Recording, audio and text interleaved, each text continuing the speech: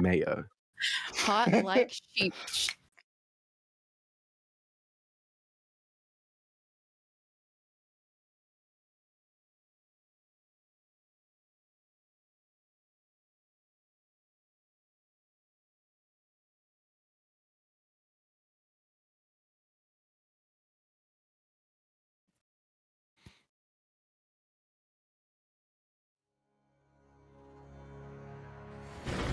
What's going on, everybody? CaptainRoBear crew here for Stormforge, episode 38. I didn't have my cheat to look at. I had to go off my memory.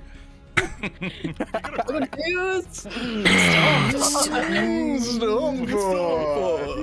got it's mayo brain rot. What can I say? Mayo Forge. Mayo Forge. Oh no! No! What people don't know is that in Stormforge, one of the key components of making crafting magical items is mayo. When we get to Stormforge, Mine's an H. I am taking. There it is. I love that it's in shitty Arial font too. That makes it even. Can you get Comic Sans? Is that? Oh god. Oh. I am the lead graphics designer on Mayoforge, and because graphics design is my passion, we're using papyrus. Okay. Ooh. Find some bubble letters. That'll make it really slap. Oh my god, it actually looks official. Oh wait, hell no. Oh yeah, I slapped it in that 5e font. I gotta ask Drak, how powerful do you feel right now, having just caused all this? It probably would surprise you. Yeah. The title. I bring my own pain. This is all Concerned Apes marketing, okay? This is nothing but his brilliance. Well done. He did so right. Yeah, I made my stream title last night, Don't Drink Mayo. The debacle that occurred with every new person joining in. It's just like, well, why not? It's like, what are you talking about? What do you mean, why not? Why not? You didn't give an answer, Sam. You actually just never gave an answer. Why not, Sam? Because I don't want you to. That's it. Don't, it's about me. Don't drink cheap off-brand mayo is all I have to say. If you're gonna go, Exactly. like, real mayonnaise or bust. Get a top shelf shit. So, like, mayo light? Is that like the equivalent of diet mayo? Or Yeah, you just don't want to, like, that's going down a pathway of lying to yourself. Is what that is. Like, if you're going to indulge and have some mayonnaise, have some mayonnaise. Let's not lie and create this cancerous abomination just because you want to have more mayo than what you should really have in a week. Temperance with real. To the person who's tuning into the YouTube VOD inevitably, and this is the first ever CaptainRoBear video they've watched, I promise you it is only like this about every once in every 20 episodes. Well, this is episode 1 of Mayo Forge, so it's their first time. We've mayoed up new characters. It's Oh my god. No one endorsed the pun you may combination. Mayo see your way out. I mayo see my way out. Meow. Meow. Meowshkin. Stop. That's the meow sound. No. Ooh, meowshkin. Meowshkin. Meowshkin. Ray was like, I'm gonna TPK. I'm out. I leave. Everyone's full already. It should be an RP session. I'm gonna find a way to TPK. You thought you were going home today. Well, Yancy bin suddenly. eats you all. He's here waiting with a jar of mayo. That's when I realized I made a critical error by causing Mayo Forge to be a thing. It's a Yahtzee RoBear bit. Anonymous. Who was that? Is RoBear Anonymous? Their silhouette Oh, with no. a certain voice now. If anybody has any special I'm about to say announcements it's they want to Anonymous. make while I'm in witness protection, please do so now. Anonymous. I want to die in a video game. A mayo deus. Well, we can't all have what we want. Oh my! No, did you just mayo the archdevil himself? No, I didn't. I was. Asmodeus, come on. No, we can't do Oh, this. that was good though. Just say yes and take the credit. Wow, I was- Mayo God, you're so Deus. witty. I'm very funny. Rock I'm me, very Mayo funny. Deus. All right, my little Mayoites. Who has announcements they want to let the No. community know about before we get started? No. Mayo, I go first? And good night, everybody. That was Stormforge. No, that was Mayo Forge. That was Mayo Forge. That's Now we're back for Stormforge. that's we're about to be with correct stream title. This Make is it its it. own separate video. It's Really Mayo Forge is confuse the actually- algorithm.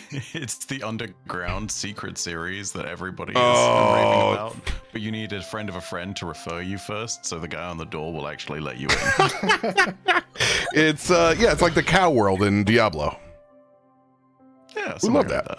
Moo moo moo. Mayo. All right, moo-moos. Let's get through announcements, my friends. Ed is dying. Ed's, Sillies are gone. Ed is walking I have- away. You've killed Ed. Hey, professionalism. Professionalism? Yeah, professionalism. Oh, I sure. get together. Oh, sure. What we were trying to swim right now? Oh, I'm so sorry. All right, well, we're going to go ahead and my- skip announcements, and we're going to go right into sponsors.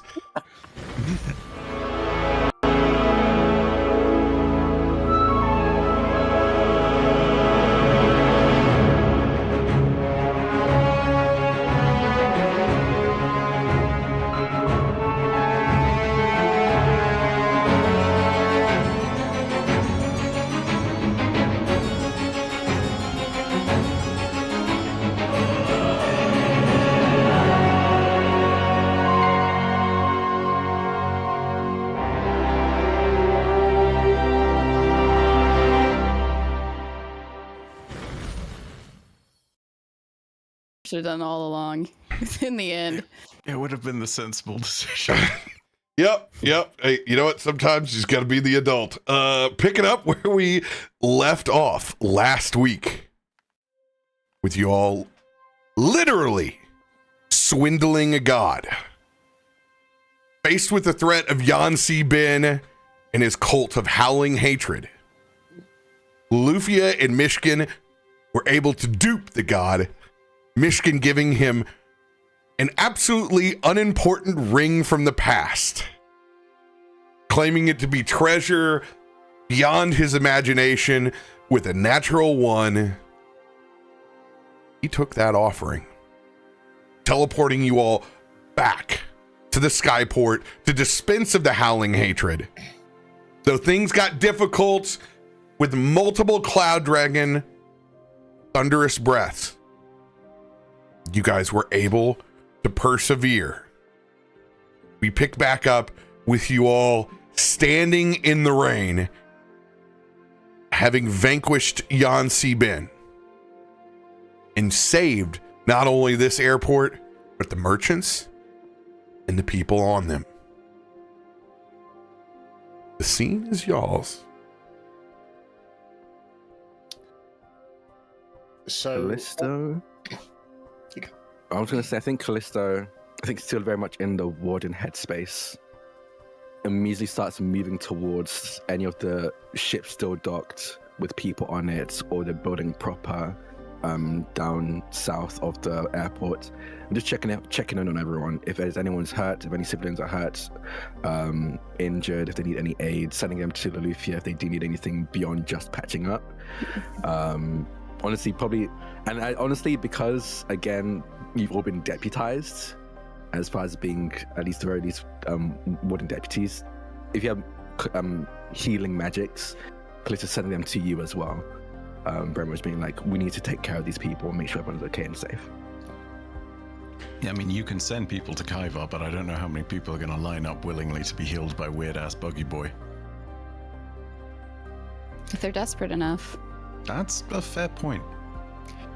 as people are running around the air docks, looking up at the skies, what Because I know we saw a face and a hole punch its way through the clouds.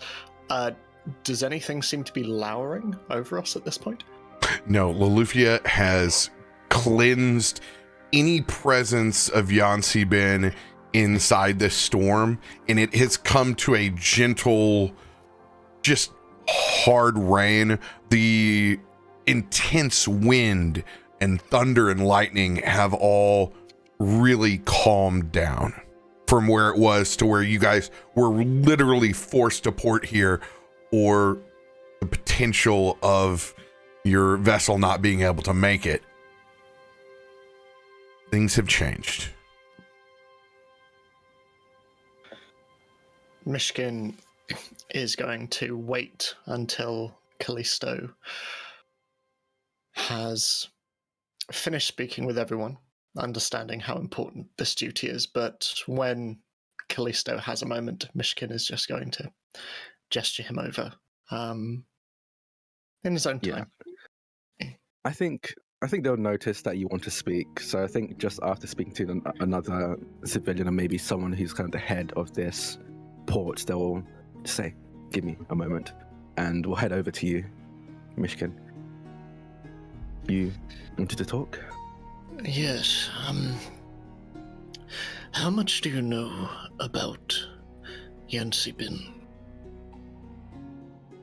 I mean, how much do I know, RoBear? Go ahead and roll a history or religion check. Or the same for me. Yeah, I'll do history. 12.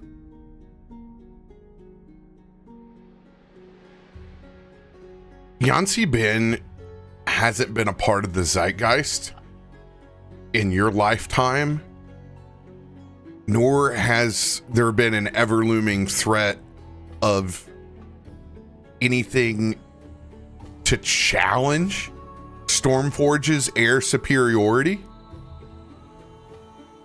So this is a very new development. Honestly, beyond the name and the very clear domain, as I gesture to the skies, not much. Well, given what he was saying when Loluphia and I disappeared, it looks like his domain is something he wishes to reclaim. And Myshkin looks at the crowds of people around. I don't know how safe these people are here, nor how safe Stormforge will continue to be. For all the dangers that already exist within it presently, it seems that external eyes have fallen upon it also. He intends to tear Stormforge out of the sky and return it to whence it came.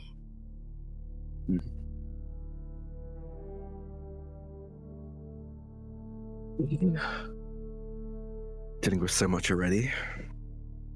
I know. Okay, I think the most we can do is let whoever's in charge of the port know. Advise that they maybe, if they can, go to Stormforge. At the very least, have some kind of protection there with the wardens and the sky guards. And then when we are at Stormforge, we report this information to the rest of the wardens. This with Yansi Bin and everything else we've learned about what's going on in Stormforge. I think we can... There are a lot of people we need to protect, and I'm not sure how much we can do without help. I agree. But we also have enemies. Enemies whose end goals may lie in opposition of one another. Whether that can be leveraged is another matter, but I do not think that the Silent Gear, the Voshborg, Yancy Bin, these three forces would necessarily make for natural bedfellows, if a wedge can be driven between all three. Just a thought.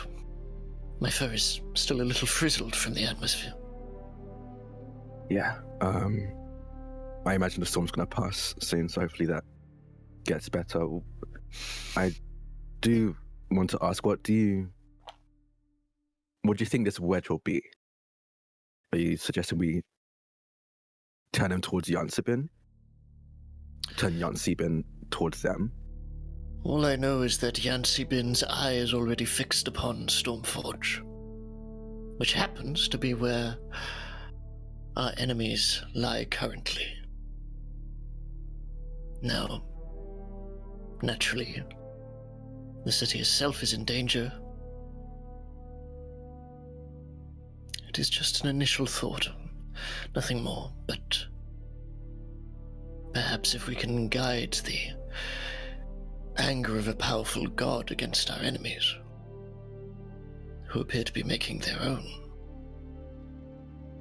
I do not imagine that Yansibin would take kindly to a rival deity. Melissa takes a moment.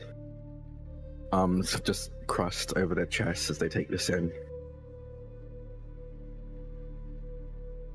No, I think that's honestly a very good idea. Well, I'm not a fan of the whole enemy of my enemy is a friend. The enemy of my enemy can definitely be a tool, at the very least. Make no mistake. And Myshkin looks in the direction of Fane. I, too, do not believe friendship can be found in enemies.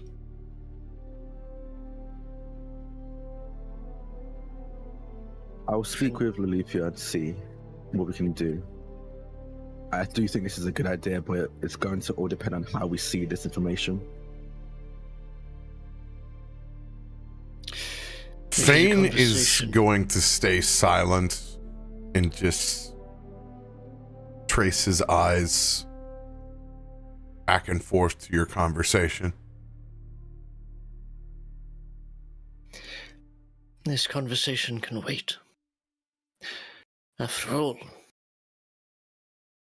we need to get the two of you back home to your son. Yeah.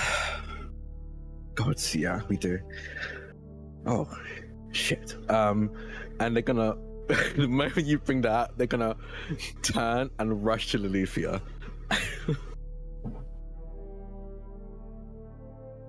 You would see her helping somebody and hearing your very wet running footsteps across from all the puddles across the platform. She would look up and I wait for you to say something. Are you kind of like very much like try not to interpose, but just goes, are you, can I pull you away for a moment? Sure, give me a minute. And she's gonna hand this person the gauze. Just hold that for a quick moment. And she gets up and walks over to where you lead her. I'll be honest, a lot has happened. Myshkin just updated me on everything that went down with Yancy Bin, and they honestly proffered a very interesting plan, which I think I'll run by everybody once we're all together and finish with this particular mess on the pot. Yeah, we've still got a lot of people to take care of. Yes. I also just remembered, well, re-remembered, it's her son's birthday in 2 weeks. It has not been that long. It has. Oh, God. You get everybody. We've got to get out of here. Okay. I'll go finish up with these people over here. You gather the horses, and we'll go. Okay. And she runs back because her motherly instinct is like, oh my gosh, I haven't been there for my son.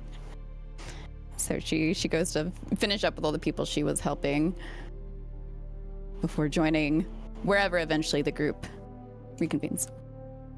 Yeah, Kallisto would still finish off, like giving directions and I think talking to probably whoever the master of this port is, and letting them know that it's probably best for them to maybe dock on Stormforge for a while until we are able to guarantee that everything is safe, that the region of the sky is safe. But once that is going across, they will gather everybody if they can.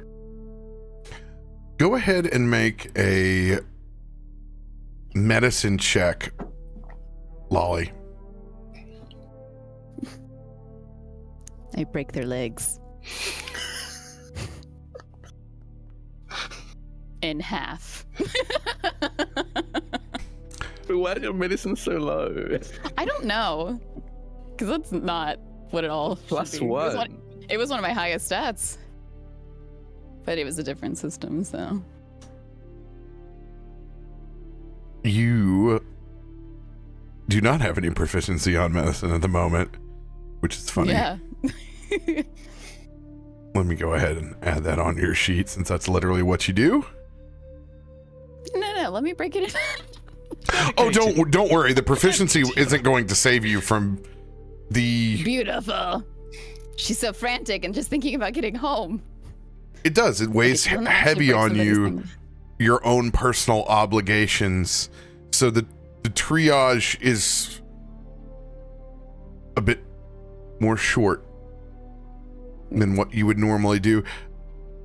Trying to pass off some of the responsibilities to the individuals that run the skyport themselves. Luckily, because of y'all's fast action, there isn't mass damage here and a loss of life. There's some broken boards and some beat up airships, but for the most part, you guys have kept them incredibly safe, and the people are thankful.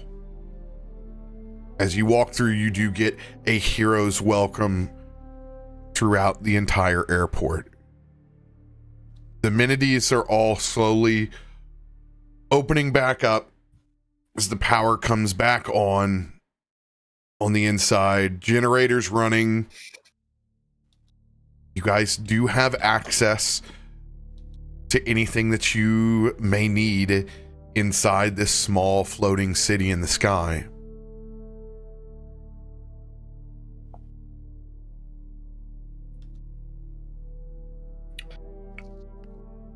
Are there any...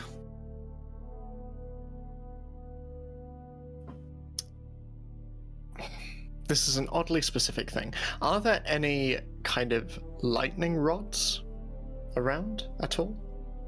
I'm just thinking... Mm-hmm. Absolutely. Okay. I'm going to... Depending on how big these are, can I harvest a couple of them? Just like... Obviously that will put the port in a bit more danger from lightning strike, but I have... I imagine they have backups and like spares. Yeah. Can I take like... One of the skyport attendants kind of like looks over at you, struggling on this very, very attached. Yeah. You need some help over there. I was just investigating this thing. I assume it is to attract lightning away from the port itself. Yeah, I wouldn't touch that. That's a really bad idea. It's all right. I've had one or two brushes with electricity. I don't suppose you have any spare parts lying around at all? Our ship might require them. Yeah. Just don't. Just promise me you won't touch that thing while I go back and grab some spare parts. I promise. And if Myshkin could be crossing his fingers, he probably would be. You're insane. He's going to walk away and to slowly make his way back. He will fetch you. Go ahead and roll me a 1d4.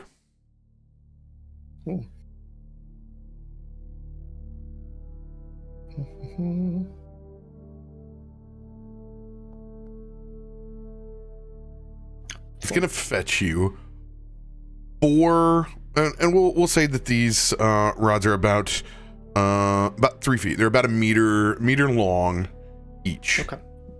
As he comes back with a stack in his hands about 10 or 15 minutes later.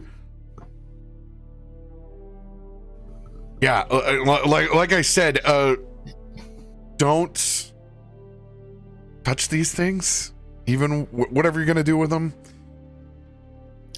Don't worry, I have been around enough skyports to know not to tempt fate when it comes to the weather, but thank you. These are not for me. These are for more skilled hands than mine. You want me to drop these anywhere? Just over to our ship over there would be. Got it. Thank you. Thank you. You're welcome. We all thank you. We would have been goners without you. Well, it's what wardens do, isn't it?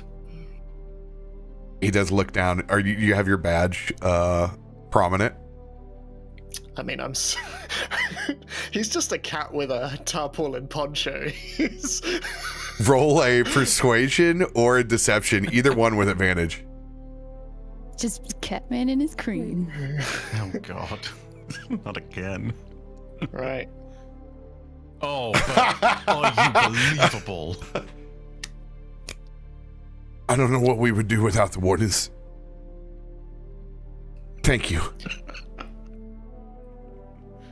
And as he walks off, Myshkin just looks around at his friends and just whispers to himself, Neither do I.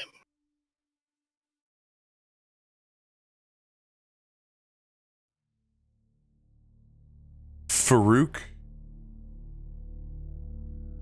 is going to bring Freak, his golden eagle familiar, out of the hole in the ship. And he's going to send him up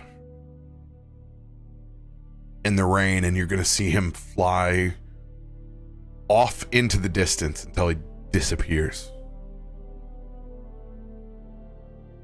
He too will sit out in the rain for a little bit in his poncho and just kind of look off into the looming storm.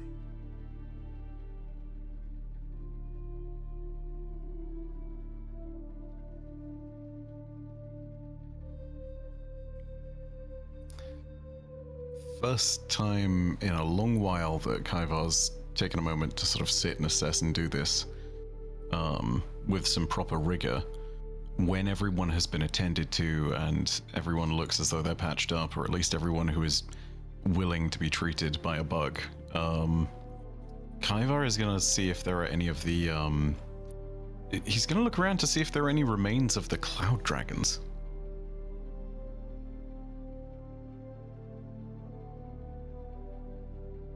Go ahead and roll. No, there were 3 of them here. There's going to be at least one of them still down on the platform. Yeah, Kaivar is going to go ahead and take a look at them, and is then going to take a moment, and as has been done before, flick through the pages in his tome until he comes to a blank one, and holding one hand out to the remains, he allows another page to form, letting the memory of this fight and this foe in particular fall into the pages and associate its memory. He's also going to see if he can pry some of the scale or anything that can be used as material from what remains. Go ahead and make a survival check. Okay.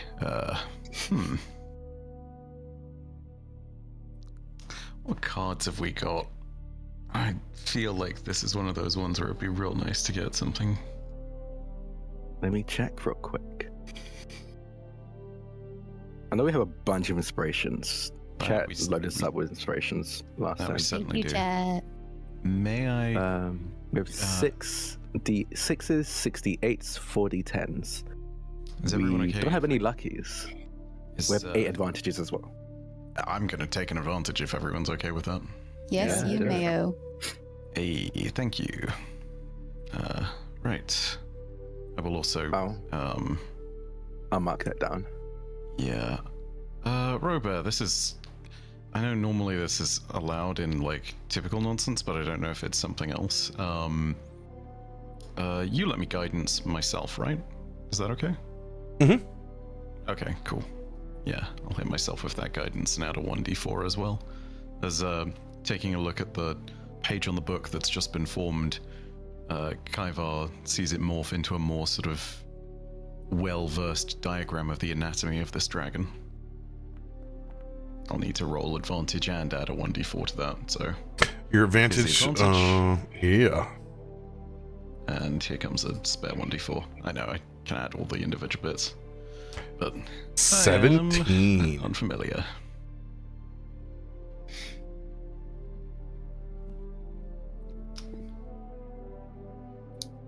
So you're able to harvest 9 vials of this cloud dragon's blood, 15 teeth, 6 bone fragments, and their horns.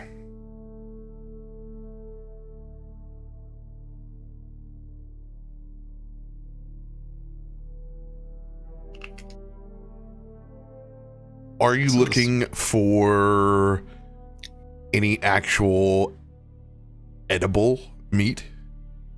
Not edible meat. If there's loose scales that are clear not to deteriorate, I think that's another point of focus. But you have your heart set out for the glands on its breath weapon and the scales. Unfortunately, you do not meet the DC, and you struggle to be able to harvest those. Bone be bone. It's still pretty good. How big are the bone fragments we're talking about, by the way? For your size, and you got 4 arms, I would say this is a big dragon. Enough for you to carry with your own hands, probably 3 or 4 feet on either side. Yeah, or to make one very big item or something along those lines. Yeah, absolutely. Yeah, okay. I will DM you something later, but content with that harvest at very least. Yeah, Kaivar is going to try and find a way of quickly storing what parts and pieces he can on the ship. Farouk will see you struggling with the scales, and he will come over and try to add some assistance. First time skinning a dragon, Kaivar? This one Kaivar, yes, but those before, skin many beast, yes. Kaivar sort of points to the book, and it seems clear that in the past someone's done it within lineage, but not him, not personally. See, we're only as good as the sharp of knife that you have.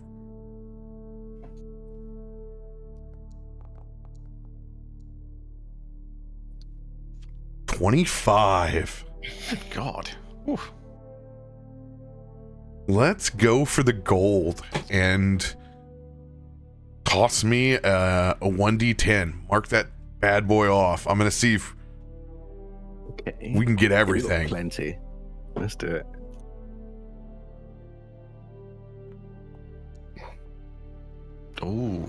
31.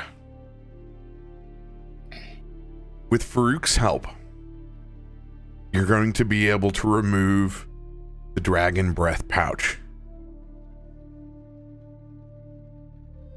You're going to be able to get some of those dragon scales. 11 in particular. Since we rolled a 31, dragon scales are at a DC 20 on this cloud dragon. Oof. So we're going to get 11 of the harvestable scales.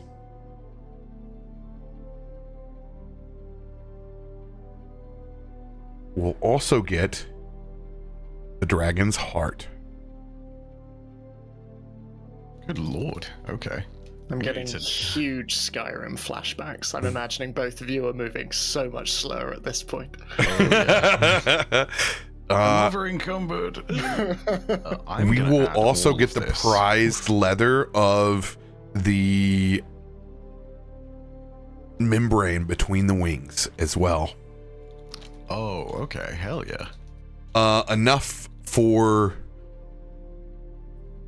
it looks like 2 cloaks at least. Okay. I'm gonna need to note down all of this. But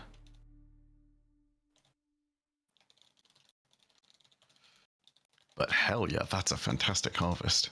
Oh my god. You said it was 15 teeth and 11 scales, correct?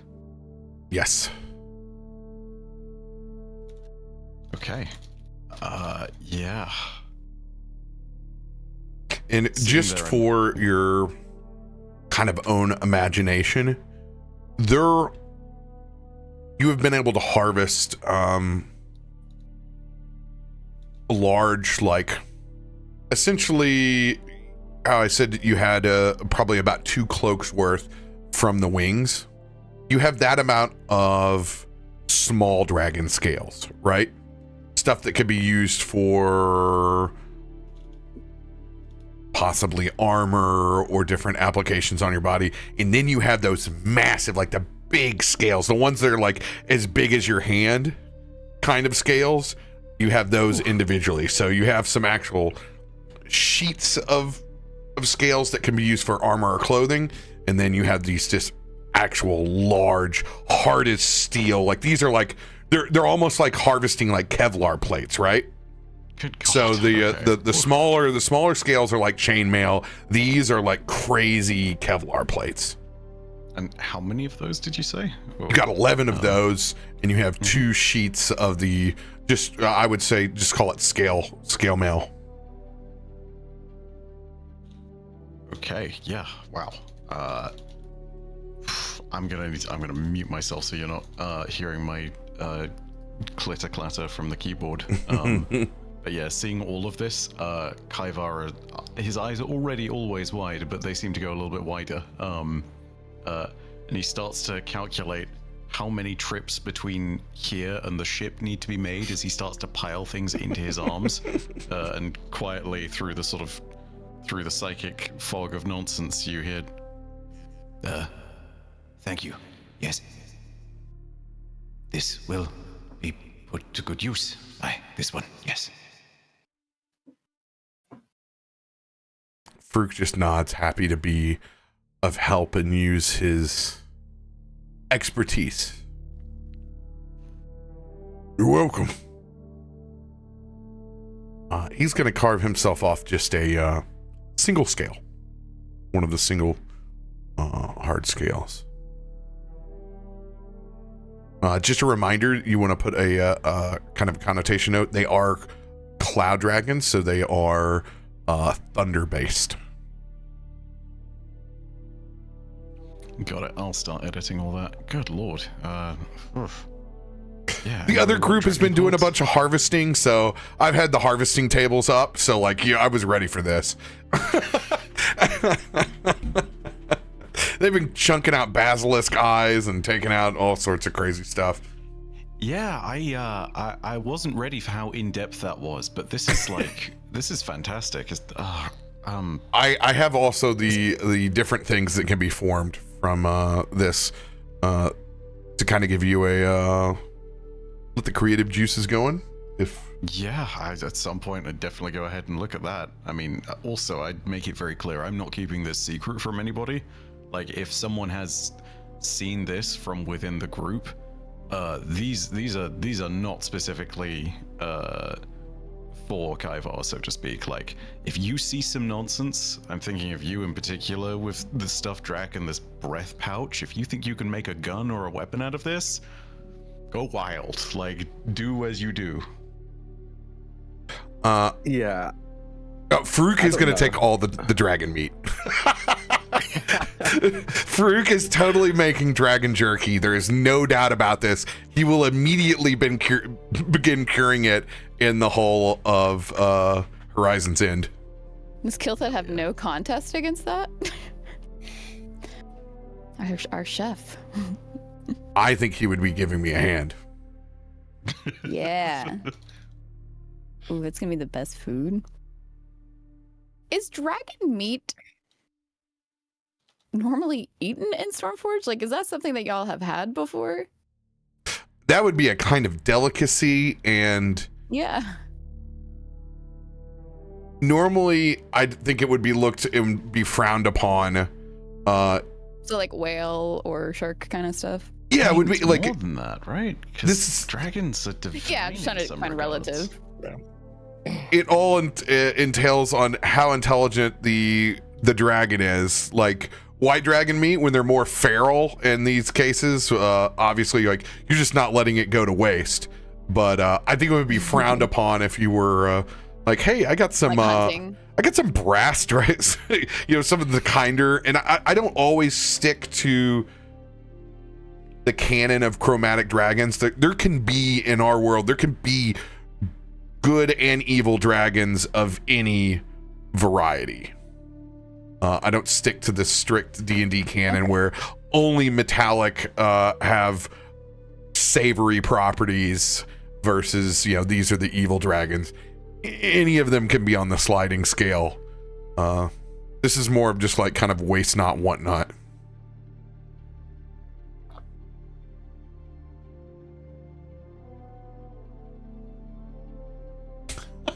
Dylan, hashtag all dragons are delicious.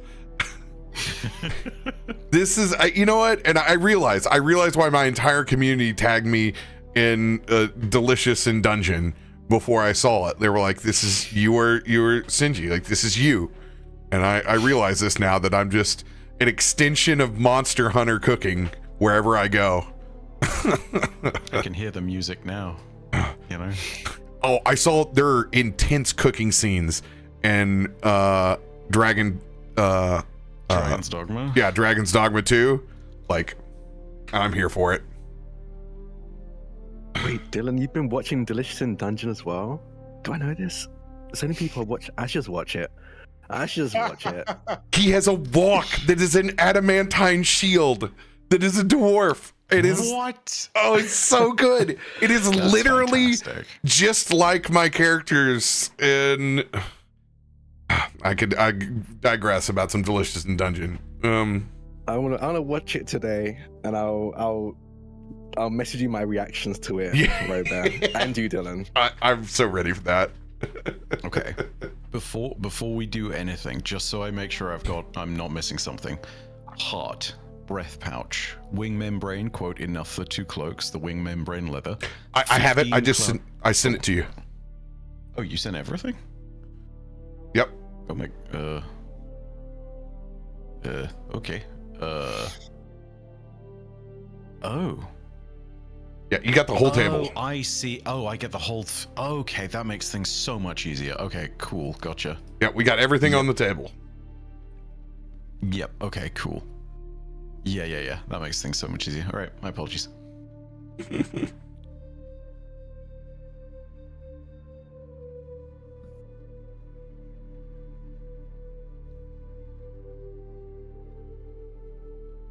Anyone else doing anything on the deck of the Skyport?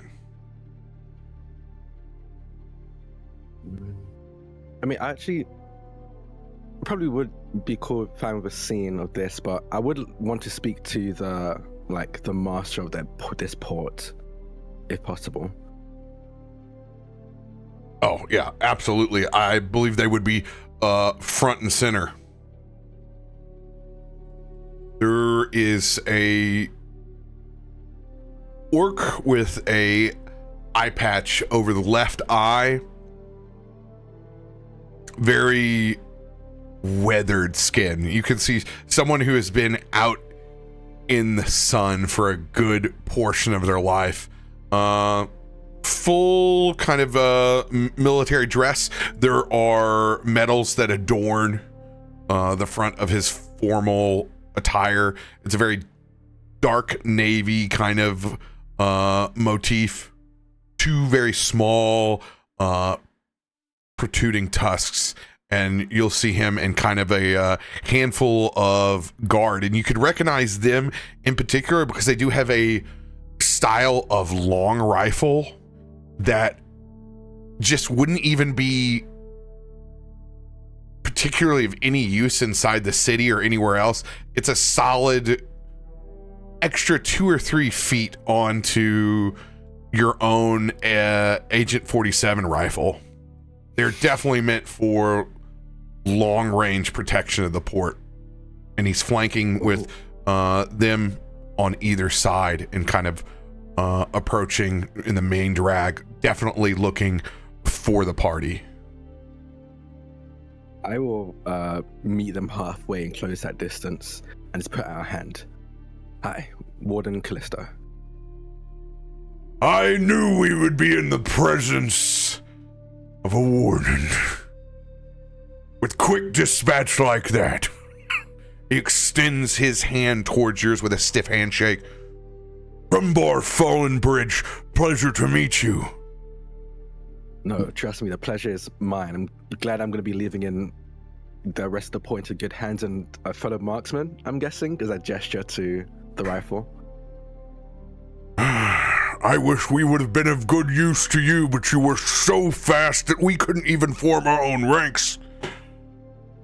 But indeed. It's my job to make sure all of you don't need to do any work like that. And if you didn't need to do any work like that, it was a job well done to me. I like your style, Kallisto. I like yours. When we're free, I actually would love to take a look at your long rifle. I don't think I've seen anything like it, and I can definitely tell it's made for much further distance than mine is right now. And take a look. I think Kallisto's fully kind of like, this is a cool gun. I kind of want to see this cool gun for a second while I can. He immediately takes the gun off of the first honor guard that's next to him. It would be my pleasure. As he hands over this military style long rifle. Yeah, I just want to do like a quick once over just to see what I can gather from the way it's been built. I think the first thing I always look for, just probably because it's like natural for me, is to see if it's like of dwarven make in any way, shape or form.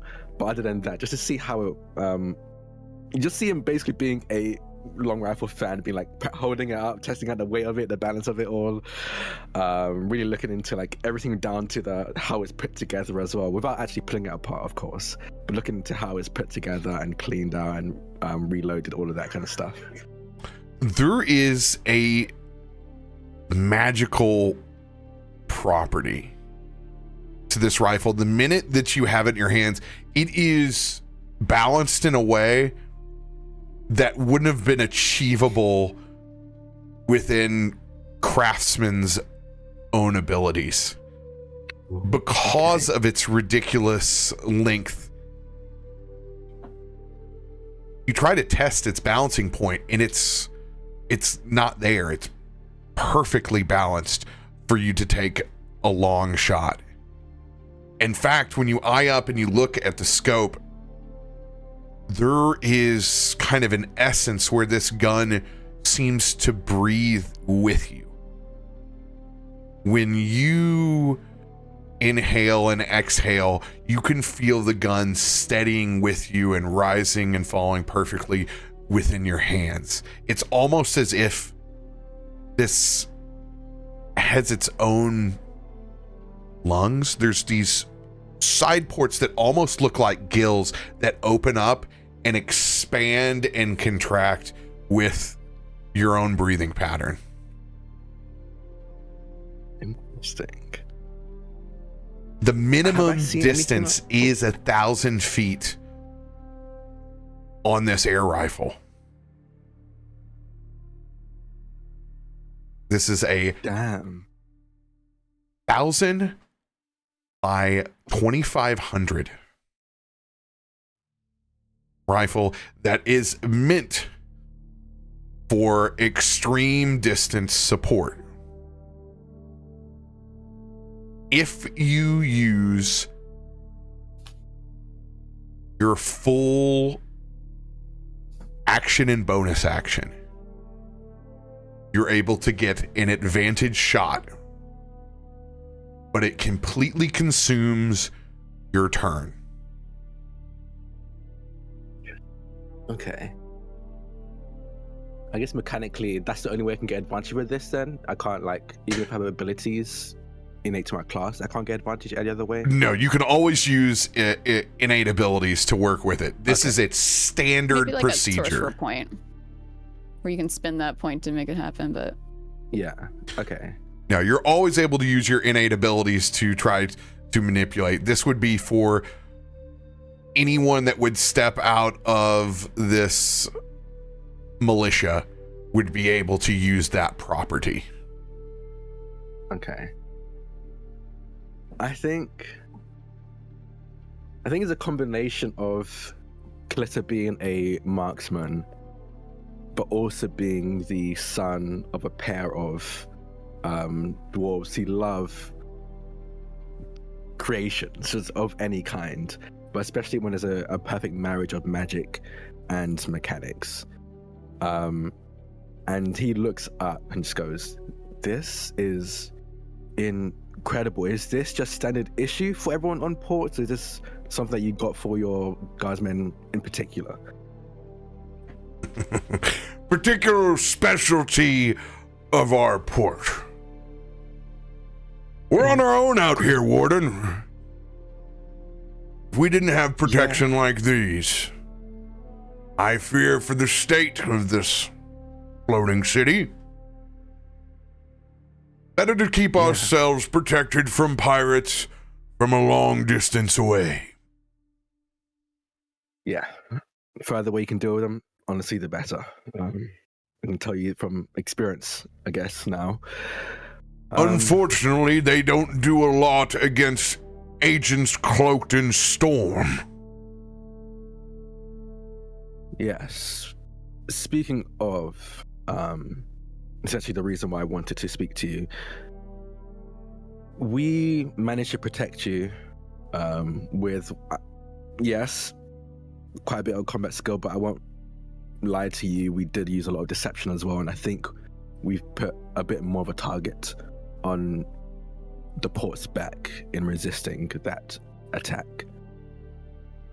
So I think it might be best, and all I can do really is advise as a warden, but it might be best if you can, if possible, have the port dock with Stormforge or land somewhere a bit safer until we can deal with the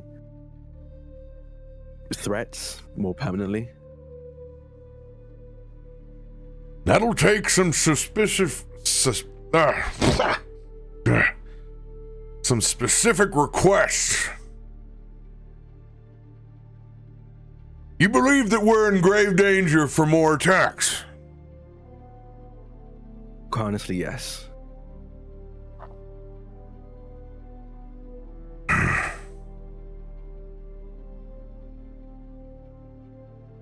Go ahead and roll persuasion with advantage. Okay. I am rather persuasive most of the time. 28. Go. Roll an insight check. Okay. Oh my gosh, your rolls. 18. Admiral Fallenbridge is a proud man, and you can see that on his pause. Your stream demeanor. just went Yeah, down. stream went down.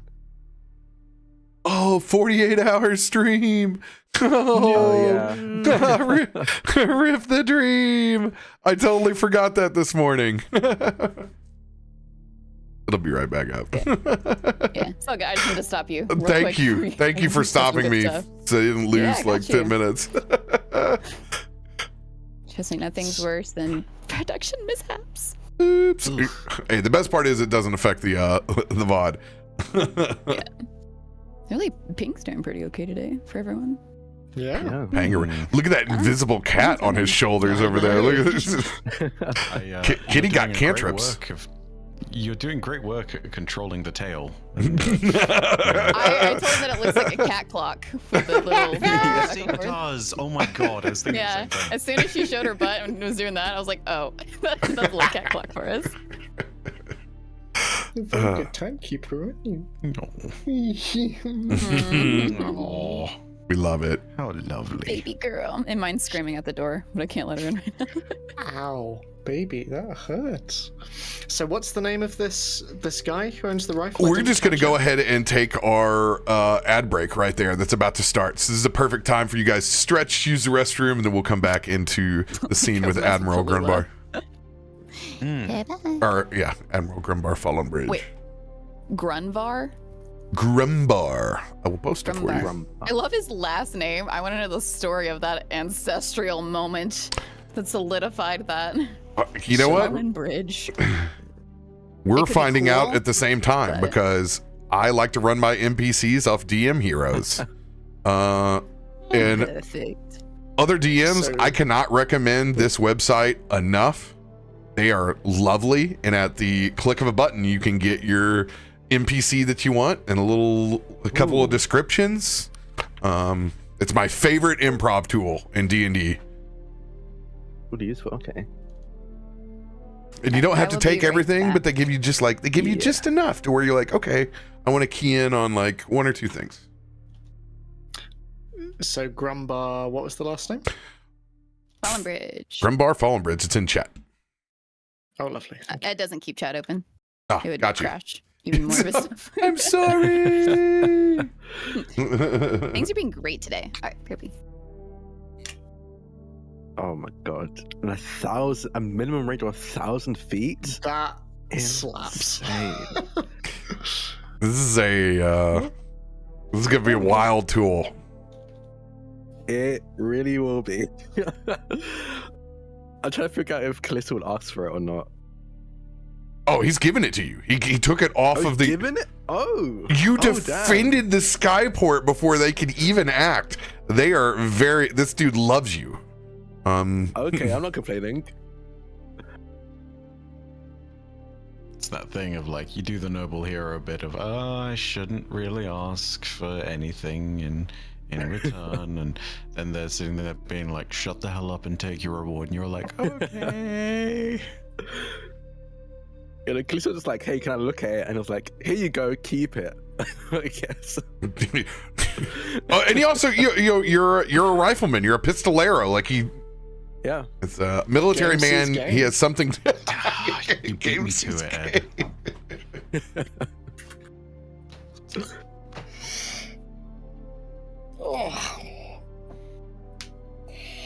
It is going on your sheet inventory now.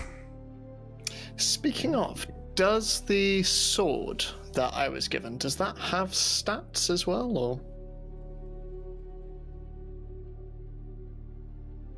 I am drawing a blank. The blade of second chances. You mean? Yes. I mean, there's an old version, but I don't think that's quite the same. This is the one that this is the one you got from Harvard, correct? From Emboing, yeah. Yeah.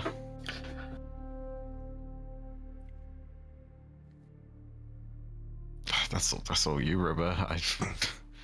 Yep. I'm looking over here in my notes. I do not have this thing made.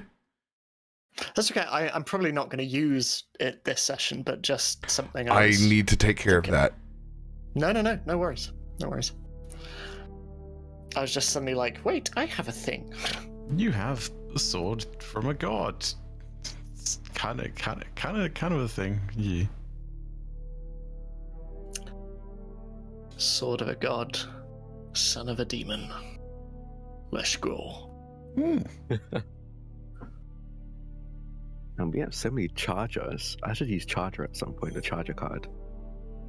It's kind of that thing of like doing stuff in this party where basically everybody is a ranged character except for any summons. Yeah.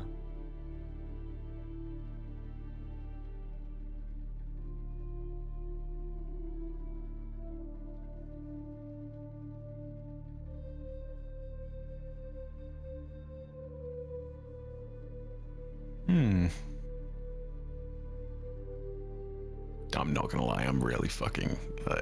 I'm stunned that we have first of all, I'm stunned there's a table for that whole load of fucking food, but I am stunned that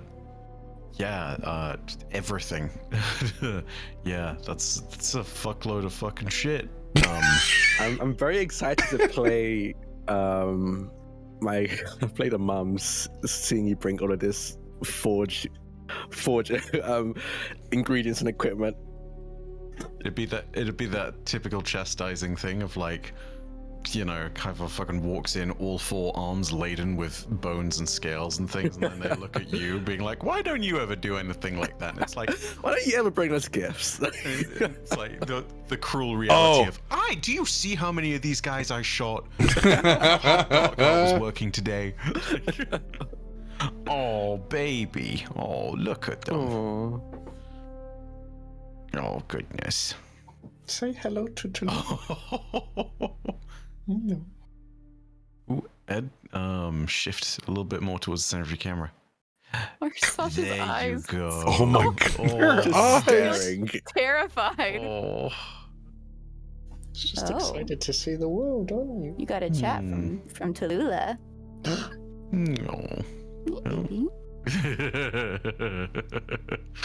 Ed's cat does love a good shoulder. I mean, Honestly, my first interaction with her, because I remember saying, like, to myself, maybe just because I've watched Inside Llewyn Davis one too many times, but I was like, I really want a cat that I can take around with me on trains on a shoulder. And my first time meeting Sasha, she was around yay big, and I remember I like picked her up and I was like, hello, and she just went "Ow," and immediately like climbed up onto my shoulder, and I was like, yeah, this is the one. this was This is the meant. one. My baby.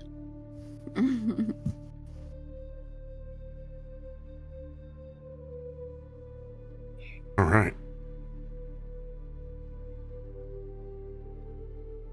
Going back into the scene,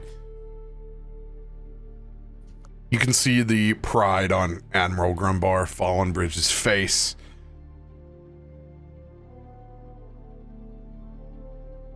There's a bit of embarrassment and shame that the port couldn't handle itself.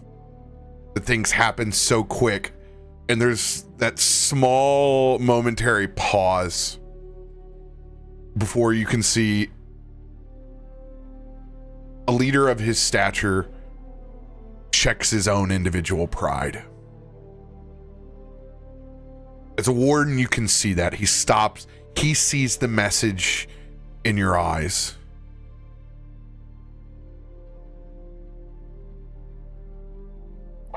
At this point, you are above report. I trust you, Kallisto.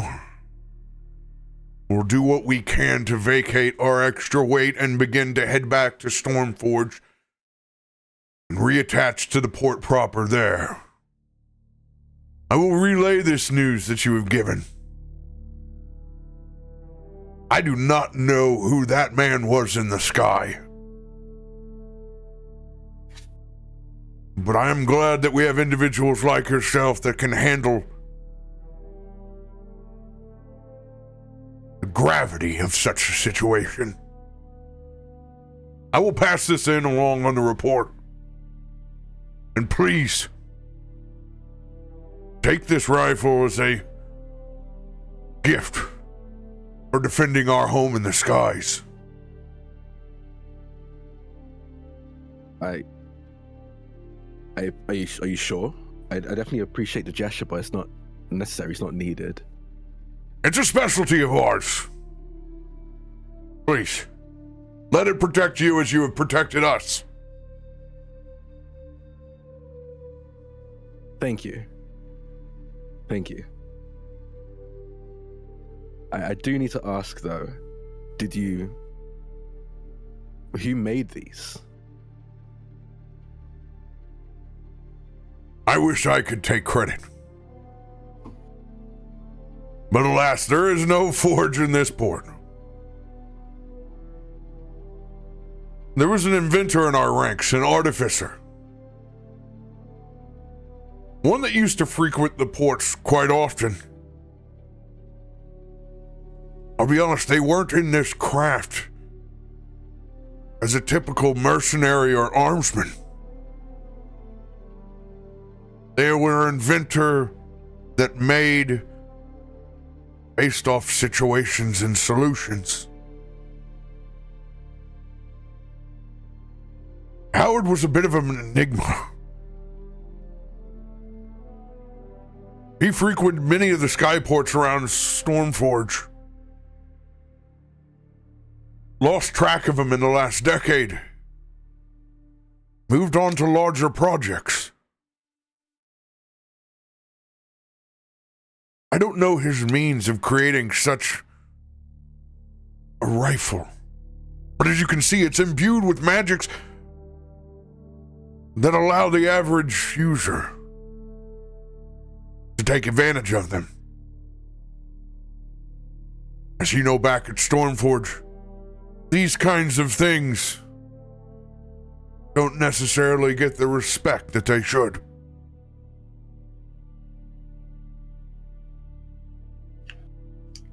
Unfortunately, we do not have that luxury out here on the edge. I would say no one's coming to help us, but that's the exact opposite of what happened today.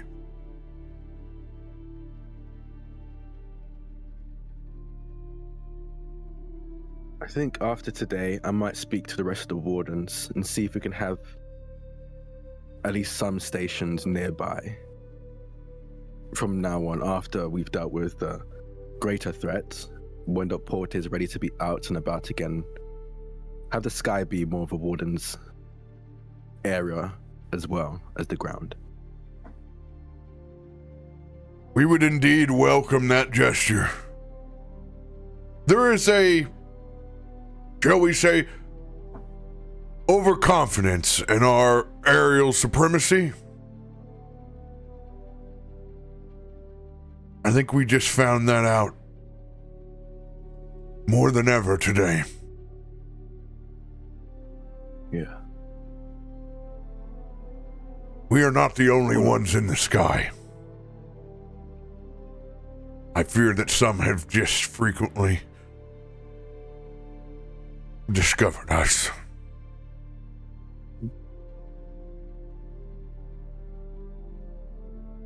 Getting this port docked with Stormforge's priority, but if you can reach out to the other ports nearby just to let them know, that'd be wonderful as well.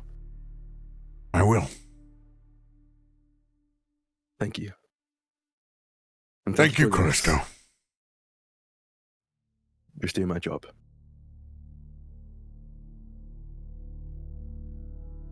He salutes as the rest of the honor guard does as well. One of them looking very awkward as he goes through the motions as if he has the Skyport rifle, but doesn't. Oh no. Kallisto just does a very casual, nod and wave as they salute and go on their way. And kind of looking the rifle up and down, he'll walk towards the rest of the group. Just for reference for everyone out there, it is a +3 rifle. It does 2d12. Ooh. It is meant to be a cannon in the hands of the wielder, but as it was said before, it is a very specific use for long-range targets.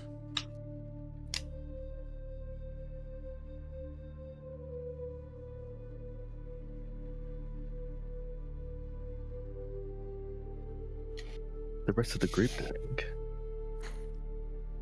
Lolly's waiting for everybody to join her. She's finished with those that she was working on. Myshkin, I think, sidles up quite close, just like directing the lightning rods onto the ship, and just stands next to Lolly. And are you all right? Yeah, you sure poured that one out of nowhere. Yes. No one I would have rather had by my side, though. I'm not gonna lie to you. I don't think I would have been much help up there if we had to fight him. I could slap on some bandages, maybe. He just smiles, and you feel just on your shoulder, just Myshkin's wrist, just resting. So I didn't want to bring it up, in the middle of the presence of a god, but when I looked at you, and you notice her eyes lower. Who are Anya and Anessa? Noticing the thread that was weaved from what Kaivar and you had put together for your scarf.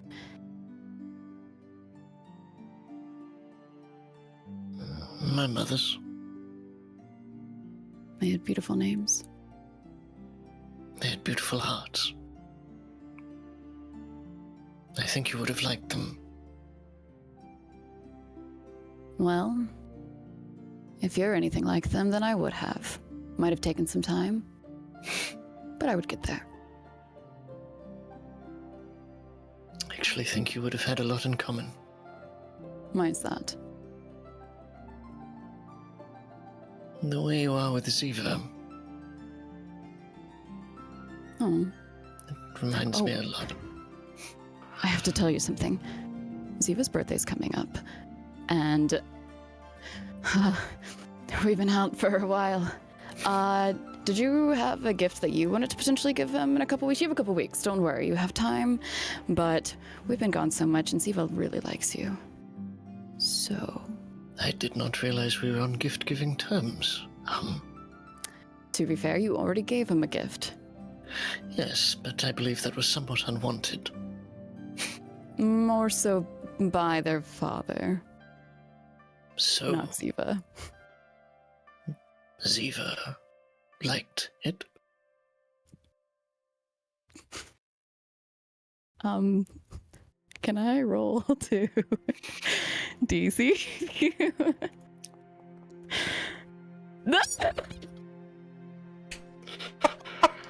Myshkin just looks at you. Oh my god. I see. Well. Oh no. So you see her pause and her eyes just start moving back and forth as she's trying to think of some excuse to not tell you that Kallisto threw it in the fire. So Ziva never saw it. It was really late whenever he received it. I think that he liked it. No, it's okay. He loved it. He really did. He really liked Loluphia, it. you really don't need this. That's fine. But He would have. But this next one will be better. I'm sorry.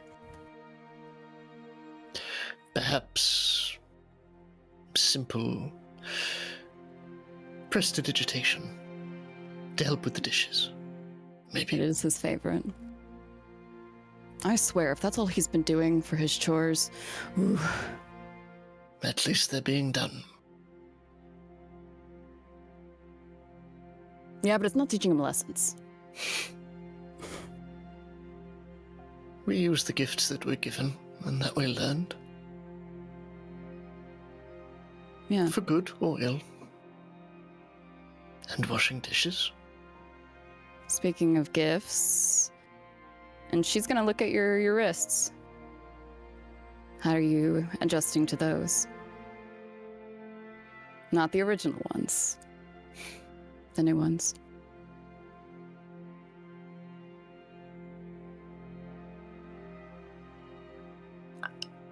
Uncomfortably.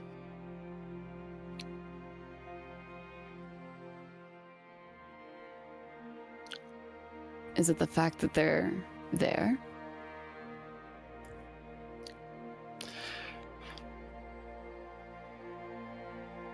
He gestures at Kaivar. Our friend over there gave me a great gift some nights ago. He gave me a memory. A very clear memory. Really? My mother's in the snow. Myself as a child. I've been carrying that with me for some time. I'm experiencing that again, able to revisit that. It made the anger a little easier to bear. How long have you been holding on to that? My anger. Yeah. 50 years. 60, maybe. I'm longer than I'd care to remember. And are you still angry? Oh, yes.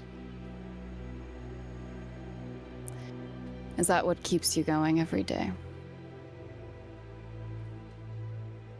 Especially in this pursuit of your enemies. Our enemies.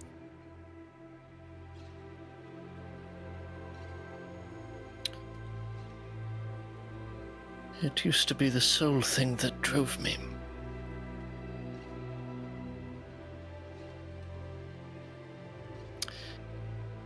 And then I met two parents and a young child.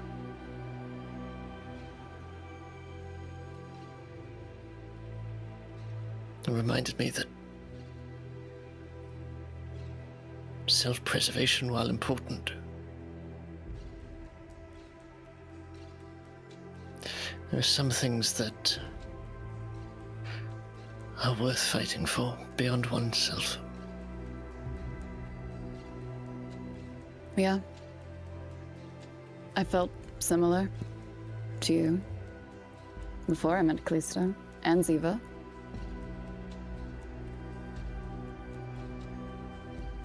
Well, It is nice to have other people to bring that joy back and happiness. Well, far be it for me to pry, that I won't. But You're sweeter than I was. I just pried as hell. to be fair, I showed up on your doorstep. True. Sometimes you gotta let the stray in, you know? Well, from one found stray to another. If you ever do want to talk, I've always been more of a listener.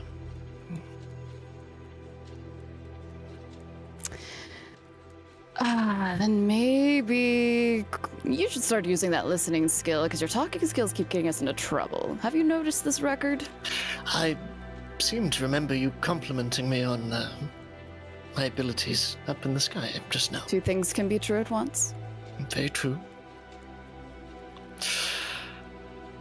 Well, I will go see to those lightning rods.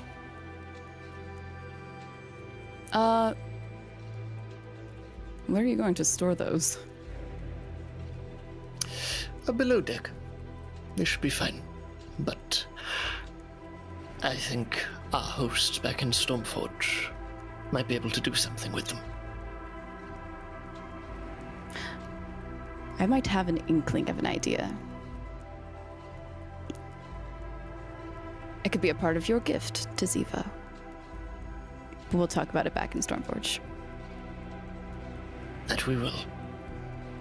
And Myshkin walks up the ramp onto the airship. Molly's just gonna wait for Kallisto to wrap up. There's Kaiva.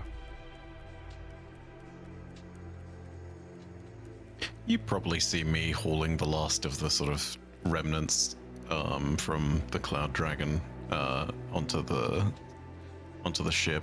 It's kind of an uneasy balance and very slow and careful process, so nothing falls off into the abyss. Oh, we're taking the majority of the dragon with us. Kaiva just looks over at you. Vox is not in his hands because they're all full, so you get a quick psychic bump of, Yes.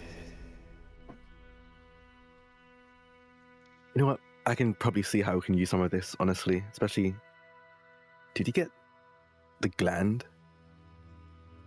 Oh. Yes. Yes. and Kaivar is going to sort of, he finishes taking that bunch of stuff that he's got, and he's going to show you the pile that has formed on the ship. And in prize of place, nested securely between two of the bone shards, almost like the sort of heart of a dragon's hoard that has been placed in prime of position. You can see that very messy gland from the throat of the dragon. Oh, you really weren't wasting anything from the dragon. Did you get all of this? This one, and Farouk. Yes. That actually kind of makes sense. I'm not surprised that Farouk is good at salvaging everything you can. This one, Kaiva. Bad with paring knife, carving knife, skinning knife. Bad with knives. Yes. I will grab one of the scales. I think like one of the thick ones, when you describe as like a plate, Kevlar plate. Kind of just like flip it around in my hand. Do you have any plans for this, or just kind of what ifs?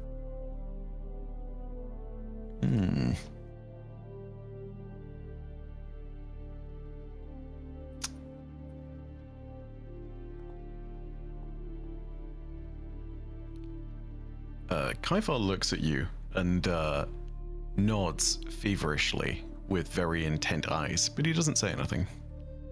Just sort of looking over his assembled hoard of goodies, with a small degree of pride and a little bit of fascination. And after having looked at things, he sort of turns back with the realization you asked for the gland. Picks up the Vox again from nearby. Yes. If you want, take, yes, use. Oh. I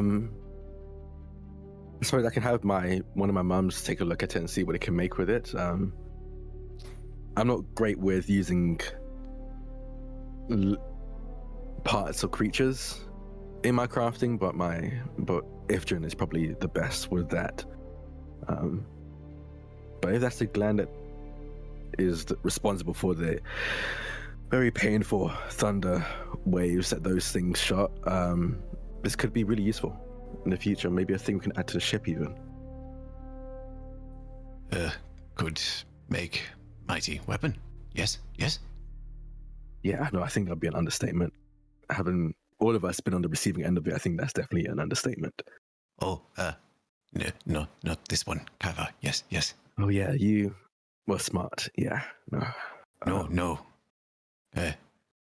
Kaivar's just gonna kind of lean his head forward, and you see there is it's not quite a dent, but you can see a discolored bit of scale that has started to sort of flake off a little bit. This one, Kaiva, hit by coconut. Yes. Sorry.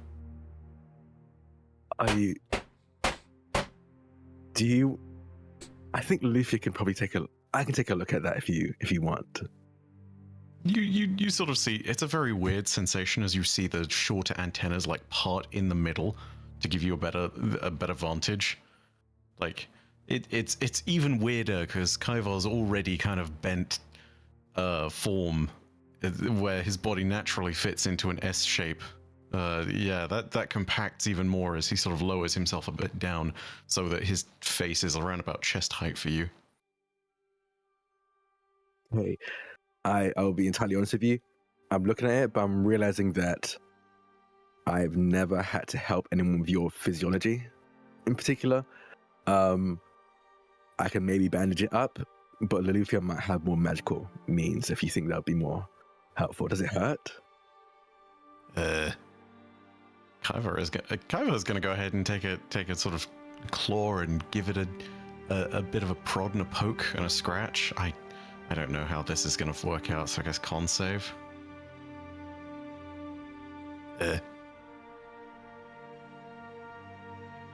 No.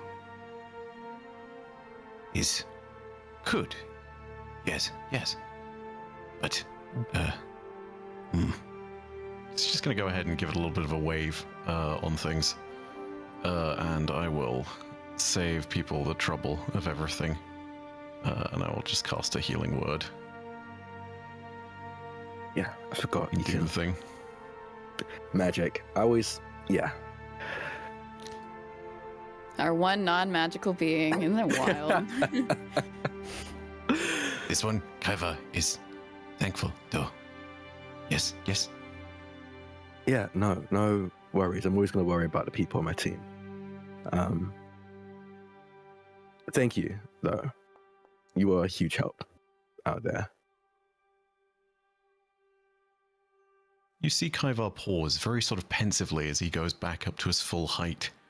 It's not quite something you've seen on the regular, but you see one of those moments where he sort of elongates to stand not exactly straight, given the way that his form naturally curves, but it's much sort of straighter and in a very clearly pensive form.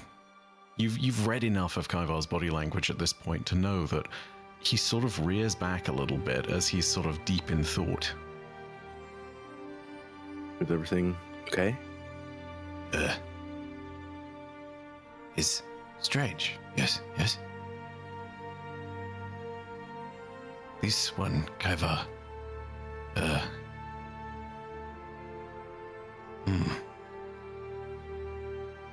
Not knowing quite how to put it into words and fearing the Vox will fail him, Kaivar shakes his head momentarily as he thinks about offering a link, and then pulls his hand back, remembering that you are not a fan of that.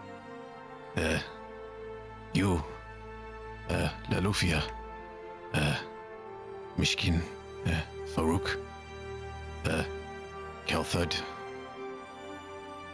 is strange for people to,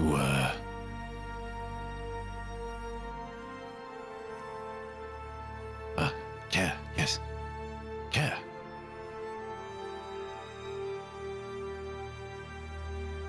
But for this one, Kaivar, it is good, yes. This one, Kaivar does not regret. He's glad, yes. Is it strange for people to care? Oh, yes. Where you're from, right? Oh, yes. We, us, no single one of us care. Yes? We think only as one, yes? For one.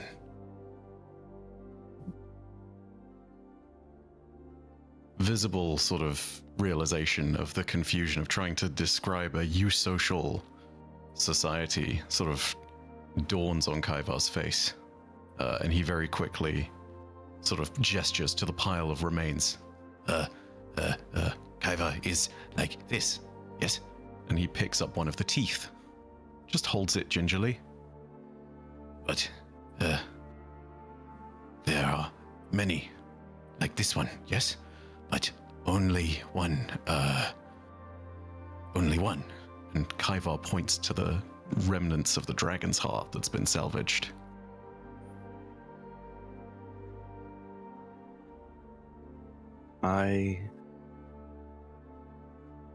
I'm not as learned as maybe Myshkin or even Loluphia, but from what I'm understanding, you all lived for the heart. Yes. But, not like you and Loluphia. No. Like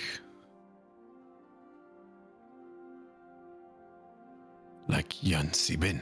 Like Myshkin when angry. Like fire. Like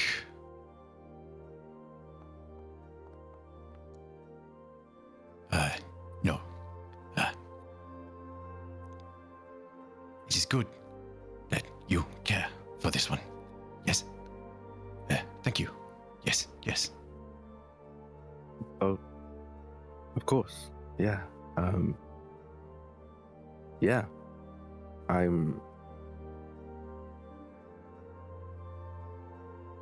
You've more than earned it.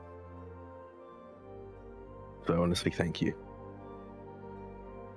Oh, Kallisto? Yes?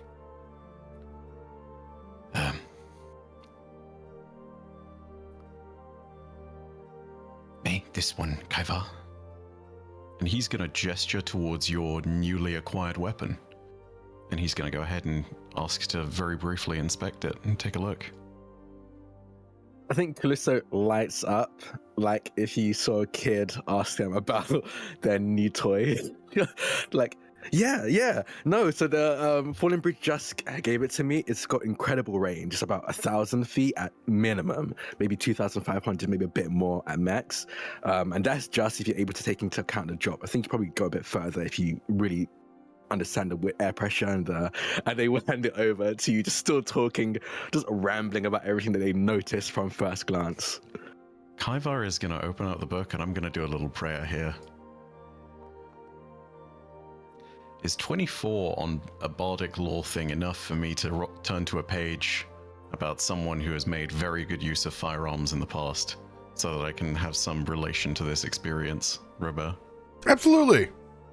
Yeah, okay. Pulls through to a variety of pages, and we'll say that it drops to a page of a sort of well manicured and well pedigreed gunslinger who has a long rifle of sorts in a similar fashion.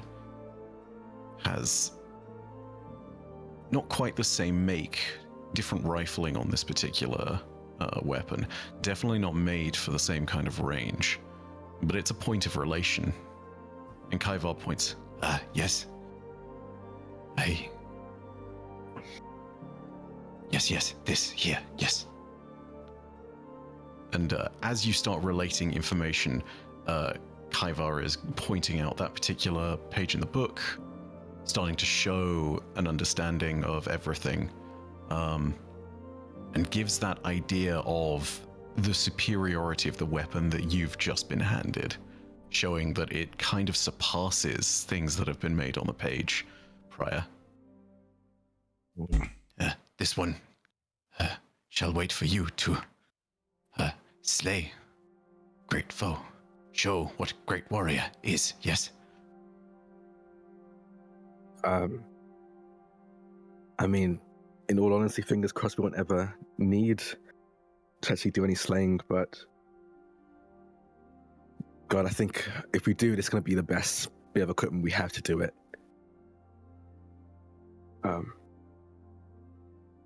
How does your book do that?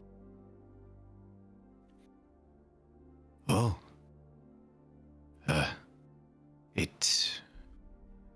remembers.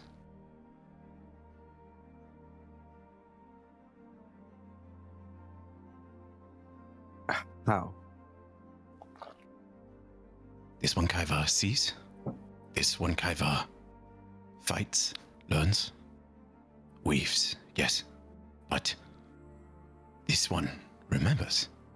And Kaiva is going to start flipping forward through the pages to things that are more contemporary and recent.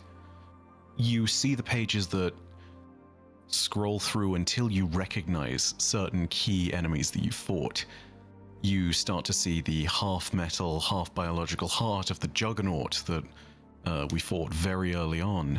You then see the remnants of the Sasquatches from somewhat previously, and then this latest page, this Cloud Dragon. This one Kaiva, and this linked together. Two, yes, but also one. Yes. Yeah.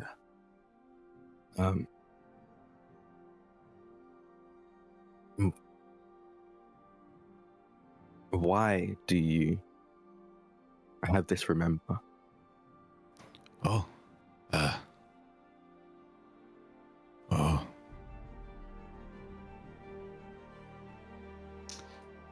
I'm gonna see if I can do something here. It's left shift for advantage. Yeah. Correct. Very close.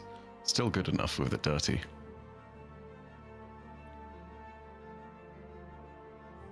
Kaivar is going to hesitate for a moment, hesitate again, and then extend a hand, offering a mind link.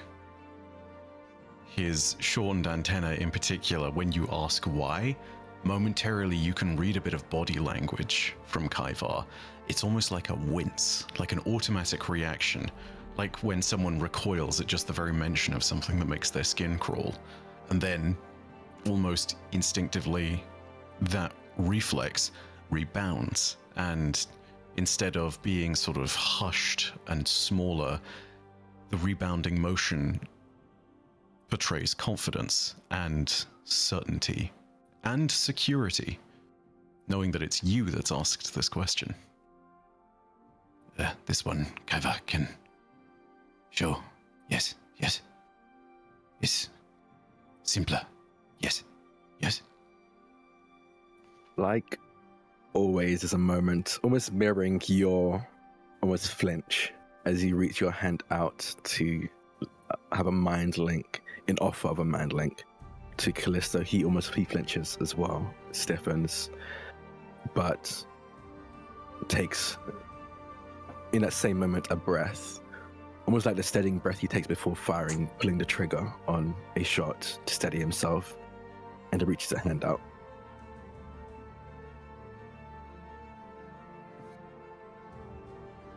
You find yourself in a fleeting moment transported to that very familiar plane. And you know what to expect seeing this. The same hexagonal structures, that feeling of rigidity and focus and purpose.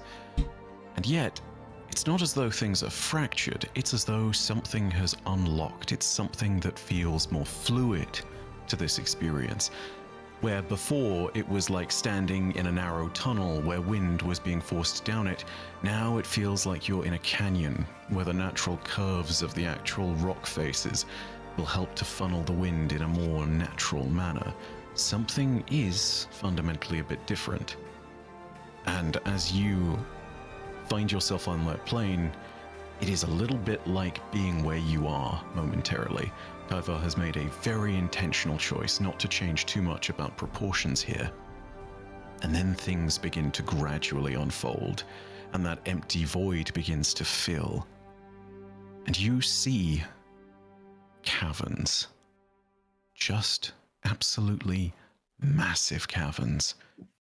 It's almost like being a termite inside of a termite nest, seeing stalagmites and stalactites rise and fall from the various crevices within the ceiling, seeing strange staircases built into the side of these structures, that twist and turn all the way around their circumference, going up and down, pathways leading to doors and crevices and caverns all of their own. It is a hive city. It is the place of Kaivar's people. And this is not just any cavern where habitation would be found, or weapons might be forged, or warriors might be trained. This is a place of appointed royal purpose. And you see them there, a sea of adoration. Like a literal wave rolling out towards a central point. You see Kaivar's people, all of them, taking a knee and then taking another, and then bowing their heads appropriately, almost to the point of being flat. All of them pointing towards one individual. Not at all comparable in size to Kaivar, but absolutely massive, swollen, bloated. And yet also, from knowing Kaivar, you read the same kind of concern in those eyes.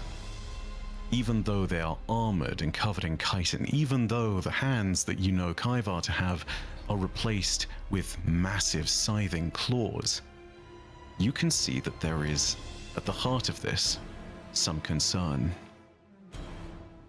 And in this moment of stillness, Kaivar points. This one, Kaivar, told you of the heart, yes? Yes. It is they. Yes? They are the heart. Yes.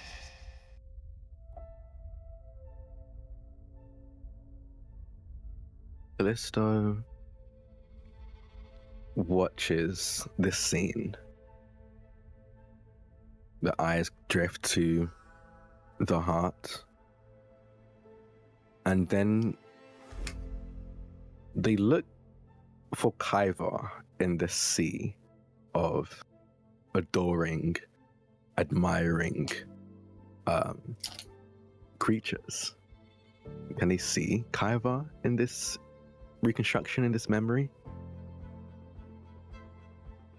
You do see Kaivar briefly, somewhere close to the front, but not quite in a place of honor. It's almost like if this was a church and this was a coronation, which it absolutely is not, that he would be somewhere in the choir, somewhere sitting off to the side, not even in the line of sight of primacy. But there are others that look similar to him.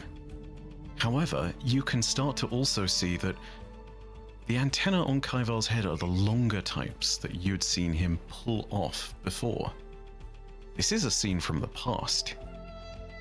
And as Kaivar notices you noticing that, he sort of moves to communicate, seeing this sort of, not quite still image, but slow motion version of himself. Kaivar looks back at you and nods. This one was once part of them. Yes, yes. But it is strange that you care. That Loluphia cared, that Myshkin cared. And so, this one found something new, yes? I think still looking at this version of Kaivar, this past version of Kaivar, Kallisto honestly almost squats down as if trying to look at this Kaivar's face in the prostrating position. Do you see? I don't really know you well, but I've grown to know. I know more of you than I did before. And correct me if I'm wrong, but And he kind of tilts his head, still again looking at this past Kaiba. You look happier now than then. Kaivar sort of somberly joins you and walks over, gently placing his feet between any limbs that might be stepping and sticking out in this particular vision. He's trying to preserve the image for the important moment that it clearly represents, even as something that he has deliberately chosen to walk away from.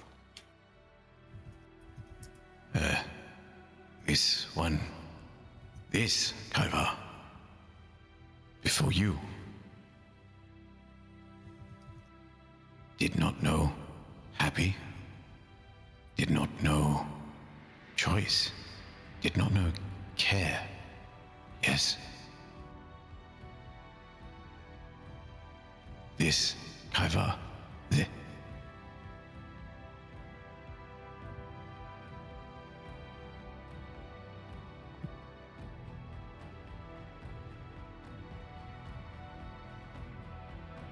I care. Yes.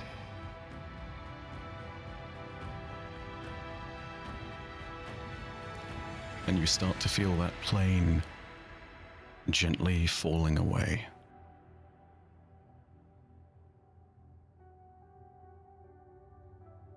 Kallisto will stand up straight again.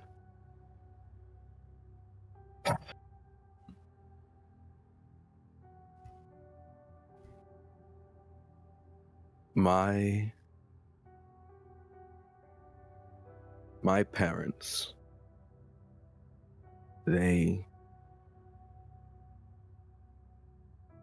believe it or not, I had quite a bit of self-esteem issues growing up.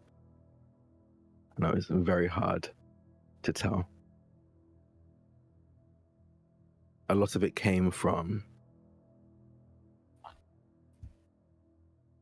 feeling like a burden on my parents. But they always told me, always asked me, do I feel cared for? And obviously my answer would always be yes. Then they'd ask, do I care for others? And of course, I'd always say yes, I care for them deeply, and I've made many friends since finding them. And then they would say, then you've repaid us. If you were a burden, you're not anymore. You've taken what we've given you, and you're giving to others. And that's all we could really ask for.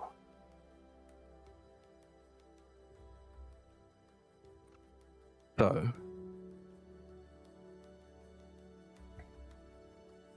that care, don't let it die with just this group, always in you. I became a warden to keep that promise for my parents. And you don't need to do that. You don't need to be a warden to do that yourself, but just make sure it doesn't end here, or even with us. Yes. Kallisto, your family is wise. Yes. There is much they could teach. Yes. Kaivar's gonna rifle through the book, turning back a few pages, and will land on a page in the middle of the book that has been left empty, but is part of a double spread. It does not take long at all to recognize that the other page on the left-hand side is clearly Loluphia's. Motifs of cloud and rain and thunder. Sylvan energy. Kaivar is going to offer you the book. there's a moment of hesitation. Probably even more than whenever you've asked to mind link with him. But I think looking over Loluphia's page,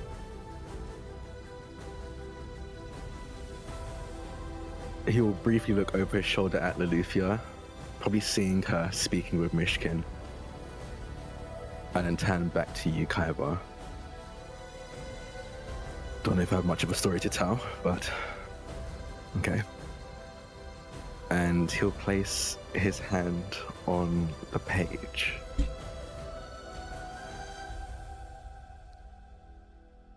When you do place your palm, there is the gentle ripple of reaction. Kallisto, what does your page start to form? What does it look like?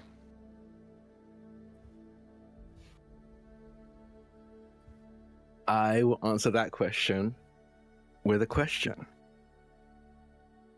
Has your book ever refused to show an image?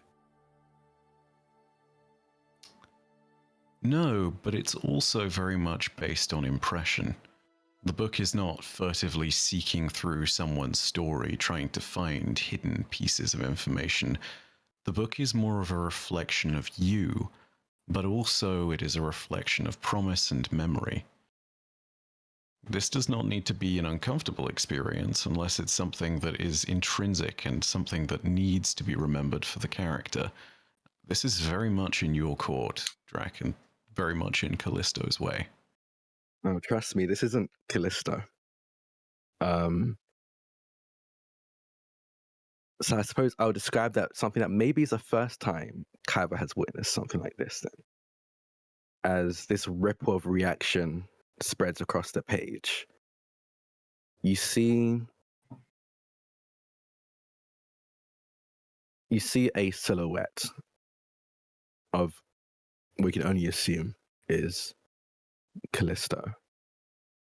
And around the silhouette, you see colors starting to surface, but then almost immediately be blotted out, almost whited out, before they can make anything even remotely coherent. And it happens over and over and over. And I think, but if you're okay with this, I think your book might even begin to tremble at this point, because it feels like it's not that Kallisto's not trying to give it something. It's almost as if Kallisto and this book can't reach something to give in the first place. And these blots of color keeps getting whited out over and over again as this silhouette of a young Kallisto is walking across the page. Each section seems to show an older Kallisto. They're growing in height, but again, the color, the images, anything to be interpreted is immediately blotted out before you can even really register it. About halfway through the page, you see that this silhouette that's been walking, almost a side profile of this silhouette, seems to shift in perspective, and you realize that it's not one person. There are two silhouettes standing side by side in this moment. And they seem to shift in perspective again, so you can only see one. And almost directly in the middle of the page, almost perfectly bisecting the page, you see one silhouette walk forward and another one be pulled or dragged back into the whiteout, disappearing. You see this now most definitely alone silhouette walking, and now images are actually beginning to become realized. You can see gold and brass and bronze that you can only assume represent Stormforge beginning to appear on the page around this moving silhouette. And they almost immediately, about maybe 3/4 into the page, collapse at a symbol that you a bit abstract, but you can tell represents the Amber Heart Forge, the Amber Forge. From there, everything seems to speed up quite a bit, almost like everything is they're trying to concentrate every single thing that happened in his life into the remaining page left over. But in one of the glimpses, you see a larger silhouette, now looking more like the size, build of the Kallisto you see now, holding a child in their arms with someone by their side, a woman by their side. A woman that's very decisively not Loluphia. They have kitsune ears, the tail, 7 of them to be exact. And then all of a sudden, that image is blotted out with the same whiteout as you saw at the beginning of this manifestation. And again, the rest of his life seems to was fast forwarding what's remaining of this page until you see the page, the remaining sliver of the page turn almost magma red as you see a silhouette of Kallisto and Loluphia meeting, and this affliction that now he has somewhat combated taking root. And you see Kallisto now with his hand on this page staring at the whited section of this paper, this chitin. And you see, I think you realize now that it's gone, that there was hope in his eyes when he had placed his hands on this page. But seeing the whiteout, seeing nothing manifest in those times, from those times, he just sighs and pulls his hands away. Before you do that, is there any part of your page, even around the edges, where it's just showing the embossing of motifs that have defined your life, the sort of Art Deco style of Stormforge, the dwarven runes that might represent the Amber Forge and your parents? Does any part of that reach over, and does it touch Loluphia's page? I would say yes, but as the embossing around the edging reaches the whited out section, you see that begins to fade and fade until there's nothing left. So I think you see everything from arriving at Stormforge and onwards, the embossing from that section does touch Loluphia's page. I need a roll jointly from Kallisto and Kaivar right after this break. Hold on. An ad hit right there. Oh, man. Quick stretch break, and I'm going to have you guys both roll a d20 at the same time. May I get just a little momentary thing to throw some RP to people just as we do this, RoBear? There is a direction I want to see about going with this. Mm-hmm. But I will absolutely make that roll because 100%. Five, every time you say something like real quickly or just a moment, it turns into a whole battle. Every single time you do it. And so I get like fear. Dead. Eric and I throughout Meteorian Core, you have that phrase and we're just like, oh, real quickly. Here it comes. Real quickly. Real quickly, I just want to show the image of once that Q word happens, we're like, oh, here it goes. What are we getting into? Welcome to Oblivion. It's like you foretell the future when you say that word. Like, oh no. Oh no. Literally, Elle gets onto me about that because if ever I say I'll be 5 minutes, it's never 5 minutes. It's 30 minutes. As a woman, I get it. That's very girl coded. I'll be honest. I knew what pieces of music to play for Bife. I just got to sit there and stare. I'm like, I don't know what Drak is going to say for Kallisto. I'm just gonna. Good. Beautiful. I was frantically making notes, just like Same. all of this is beautiful. And the music was great too. Good choice. Yes. Oh my god. Oh. Real like Ghibli vibes. It's lovely. Mm.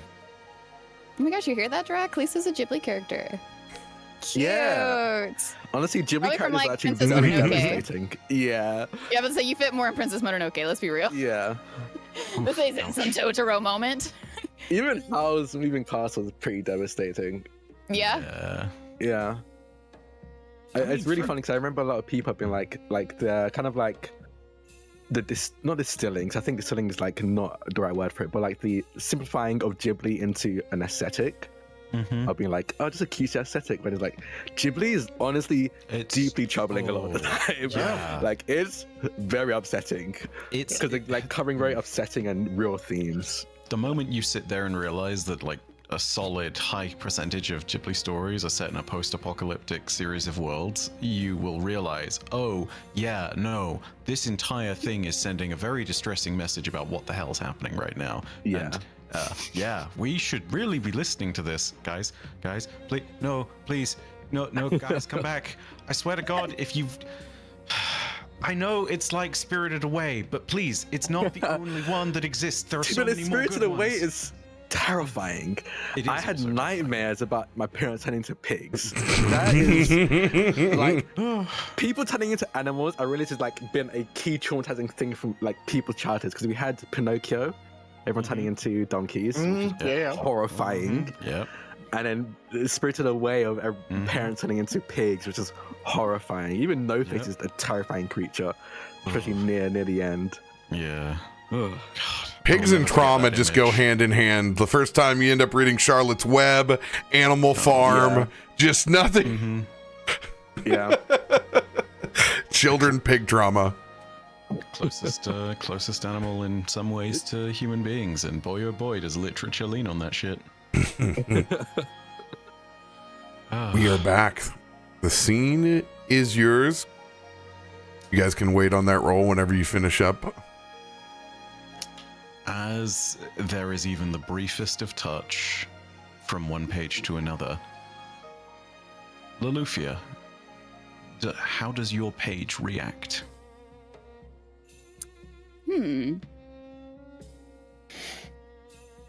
I feel like some of the clouds and the mist from those ashes that she had on some parts of her page, and like the décolletage edges of these misty bits would almost creep into it like a covering, make it as opaque as possible, and it's grasping at that memory that they have formed together.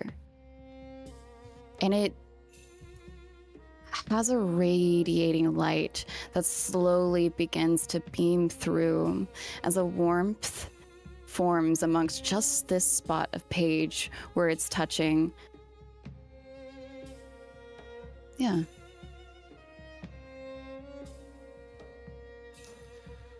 You ready to roll this, Drak? Oh god. Yeah. Hold on. Okay. Cool. Why are you gonna say it like Just- that?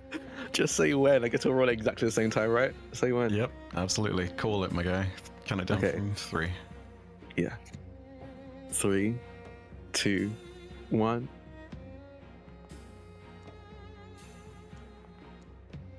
Oh my god. We both Oh my rolled gosh, a 4. besties! Oh my god. 4 is the best Oh, no, number in no, this game. That's like a 20. Oh my god, it is a 4. Holy shit. Oh god, I hope this was like get the identical number as opposed to roll high. I don't Yeah, if know we roll, it it was is, roll but, high. like, We're oh my kind god. of. Oh. RoBear's face. Yeah, it No, was like- no, Ooh. it's 100% a sync roll. Did we just get a 1 in 400 track? Oh my I god. think we did.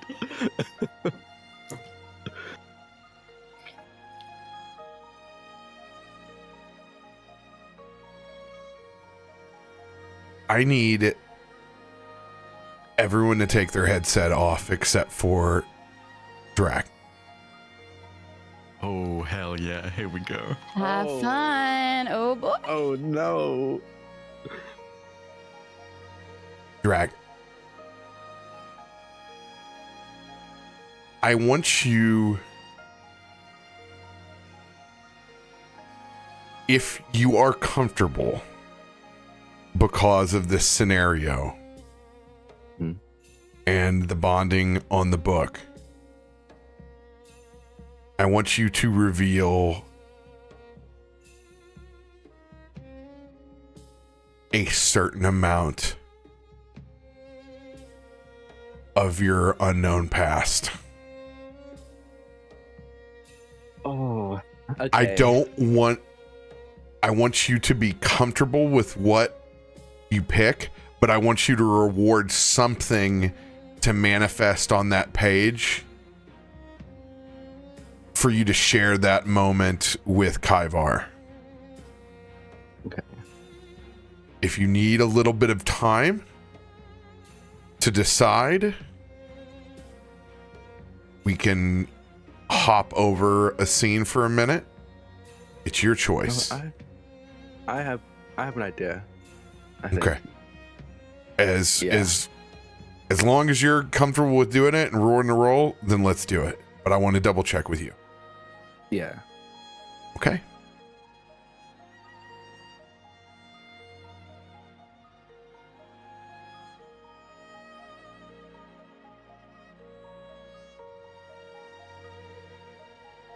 So, how'd it go? Yeah, so you'll get to hear this.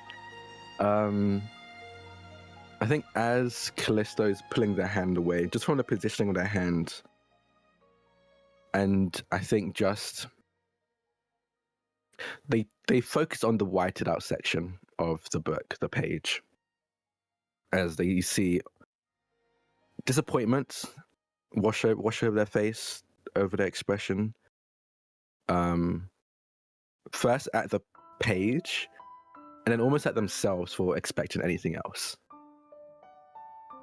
And as they pull their hand away from the page, they realize that underneath it, a small sliver of color seems to bleed into the whited out section of the page. Not very far, not even really halfway or even a third of the way through, just a small sliver. And you see, again, very similar to the magma red or the final section of the page with Loluphia and Kallisto together. There's a magma red again as almost the background of the silhouette that becomes two silhouettes standing side by side. And you see almost as if it was lit up by this magma. You see the white hair of Kallisto just barely visible on this silhouette. And you see the almost deep ocean blue hair of the other silhouette. Again, right beside them. And just from the bits and pieces you can get from the lights, almost like these people are being backlit, you can see that they have very similar outlines. It's probably your best guess that these are twins.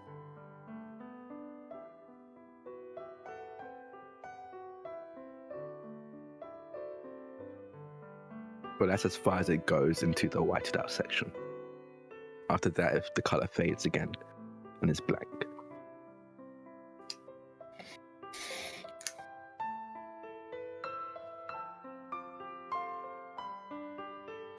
What is Kallisto's initial reaction to seeing this?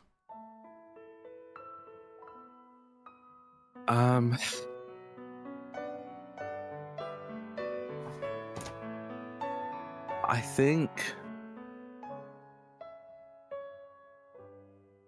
Kallisto stares at this bit of the page, a sliver of the page. And on his face, I want to say you can't read anything, but I think everything drops from Kallisto. And I think in this moment, Kaiba, you might realize that while Kallisto tends to be genuine, he definitely does boost it when around people. You see all of that just entirely disappear to the point where there doesn't seem to be any emotion on his face as he stares at this sliver of the page. And then, almost like tossing a bucket of paint on a blank canvas, this empty expression is very quickly overcome with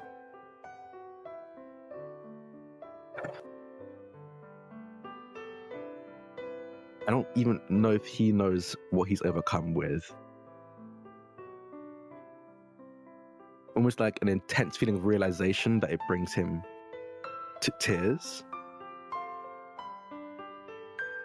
Just an intensity of a feeling that in this moment you couldn't ask him if it was positive or negative because he wouldn't know. But it's so intense that it brings him to tears, and almost like a well-trained muscle, he clamps down on that and controls the expression on his face, the emotions he's showing.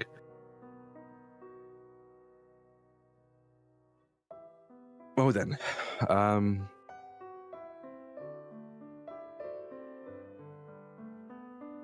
more than I expected. I hope that was a good addition to your book. Like I said, not much of a story to tell.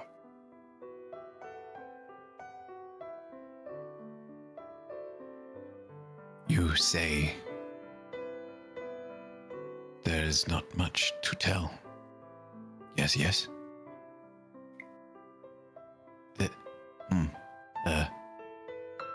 I disagree. You can sort of see, strangely enough, the book seems to almost ripple once again in response.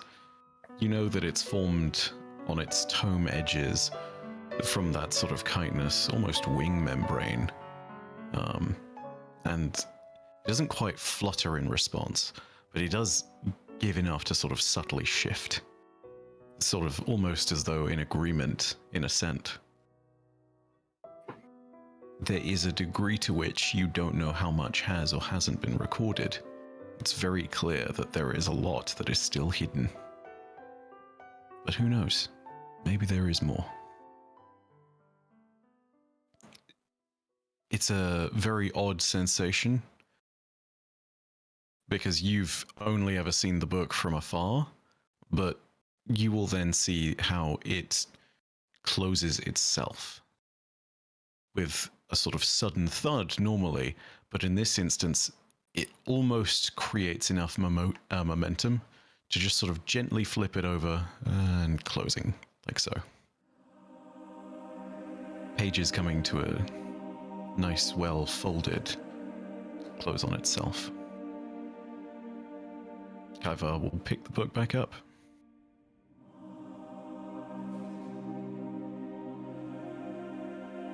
I don't think I'll get used to everything.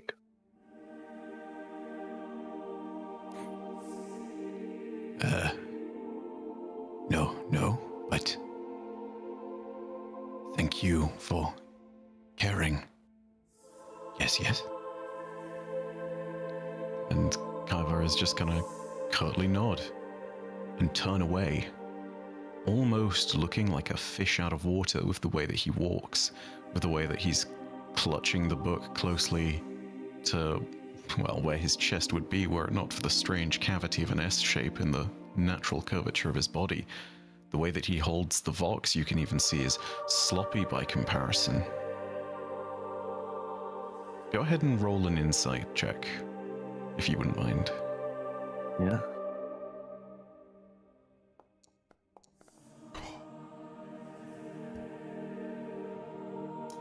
He's a weird old bug, isn't he? I don't think I'm even looking bugger. at Kaiva. The moment you turn away, Kallisto and stuff. Yeah. Yeah. You do both notice that it has stopped raining since you first engaged.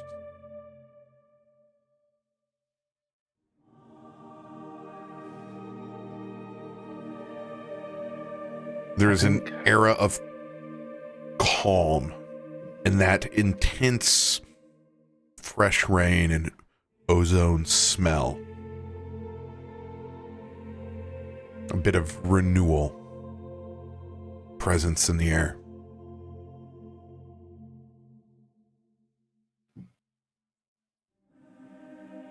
Kallisto. I think Kallisto will take a walk. Just a quick lap around the port, I think, after that. No better place to take it. You have long walkways to collect your thoughts.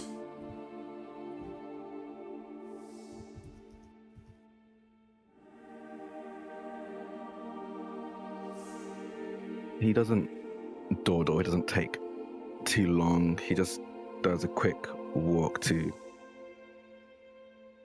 gather himself again. I'm gonna... Yeah, hold on. Would this be like a... Sure. Oh. Oh, what is... Wow, what this is mean? this? Okay. Myshkin, I did throw it in the fire. No more secrets. This is perfect. Damn. We have okay, never yeah. seen the more you than now, and I am so Yeah. here for this. It's about time. I think, yeah. Yeah, I think that shook him. That shook him a lot.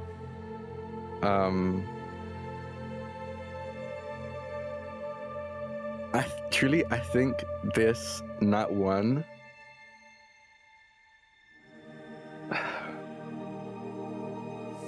I think Glitch has been very clearly crying when he boards the ship again. I think it's just like puffy eyes, red, trying his best to hold himself as usual. But I think even he is fully aware that it's not working, but he knows he can't put off returning to the ship any longer, especially with what we have to deal with on Stormforge. So yeah, you'll see after a moment, probably see Kallisto walk down the lane, just taking a moment to himself. Probably very noticeably see him wiping his eyes. And then when he's returning, it's very clear that he has been crying.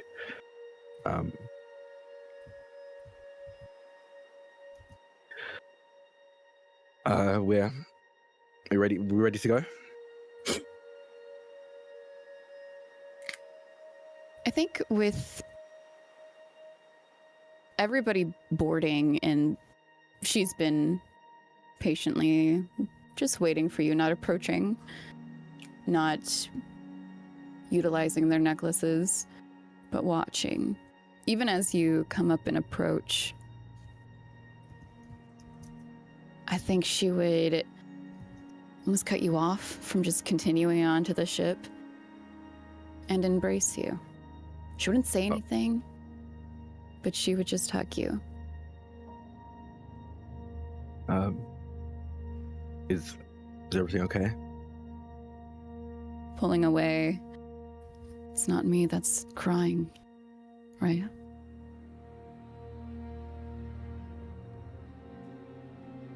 But you don't have to talk about it right now. He just And her hand reaches for yours. he takes your hand, and they are trembling. she squeezes that one hand. Not quite in an effort to stop the trembling, but just the feeling of, I'm here when you're ready. And she would almost take that as her initiative to continue and lead you onto the ship again. Yeah. I don't think he talks much after that. Just follows your lead. And she wouldn't pry. It's a comfortable silence to her. She's used to these moments, and they're both really respectful in that silence. So.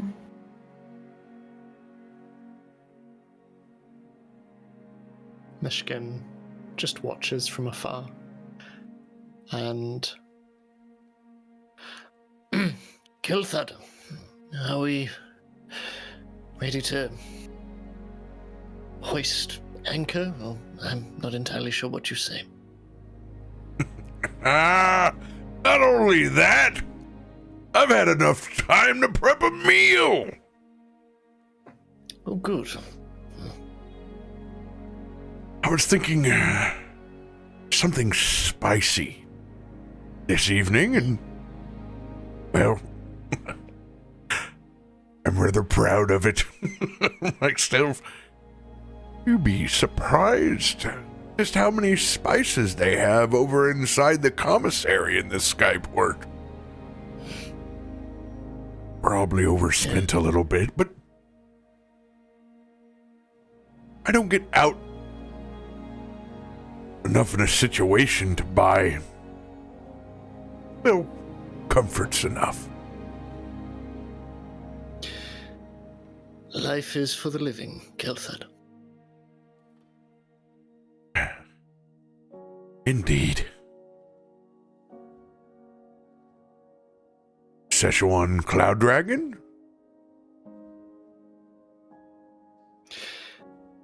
Why don't you,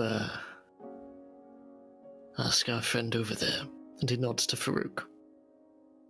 I'm sure he'll oblige you. Oh, he's been down here below helping me, giving me a hand. We actually have the rest of the meat ready and cured. Once we get back, we're going to load it into the smoker. Me and Farouk have big plans for all of this. Of that I have no doubt. The generosity of your heart and your stomach matches almost his. Some say we have a lot in common. I'm sorry, I need like a Tales of Bar Sing Se mini episode where Farouk and Kelthard open up a smokehouse and it's just booming business. Right next This is to the RoBear role-playing Forge. himself.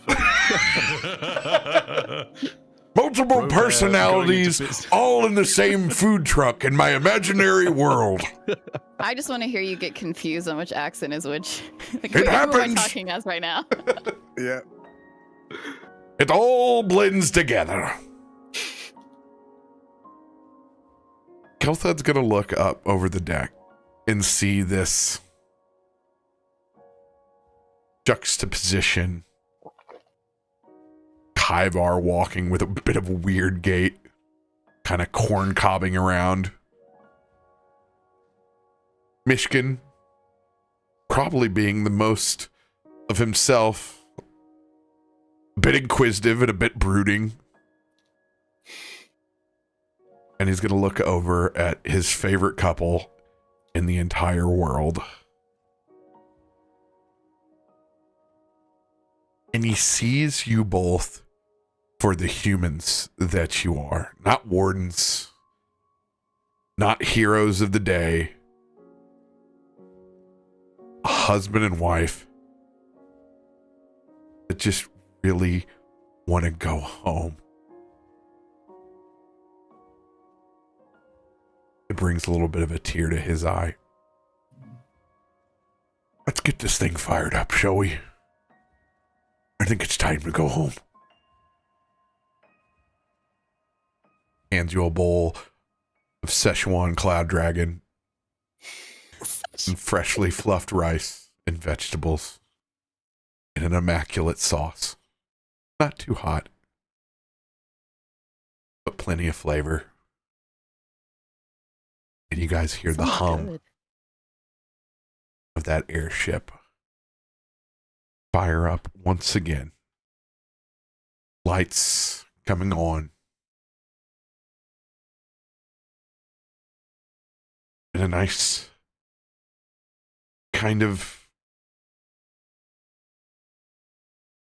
ASMR of ship sounds washes over the entire deck.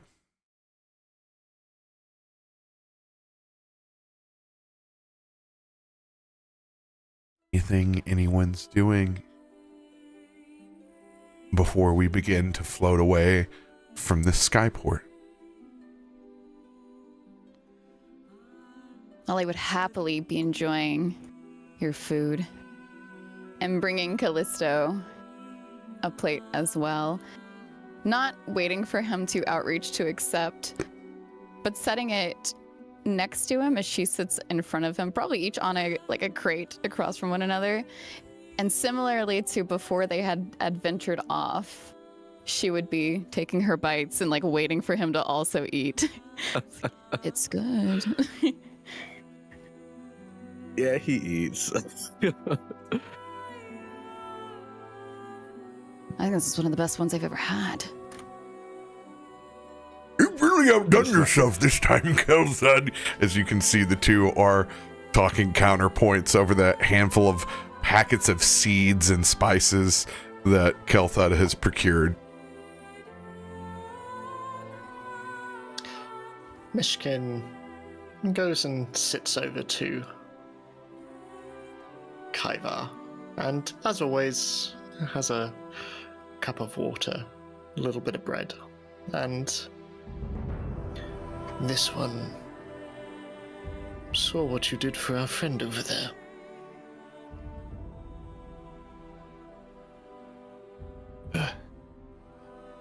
Yes. He says he has no story, but this is not true. It is just not ready to be retold. Yes. When the time is right, it will be remembered. Yes. Well, even the best stories need a good writer to draw it out. Kaivar's going to pensively look at the book. He's going to sort of put one palm on it, not in any kind of sense of inferring knowledge, but just almost to steady himself. There is a degree of uncertainty that you can recognize, I'd say, Myshkin, because you've been around for a while. And it's clearly something that is worrying Kaivar.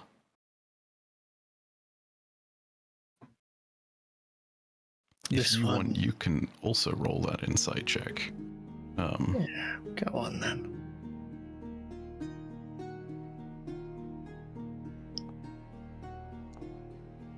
Ooh.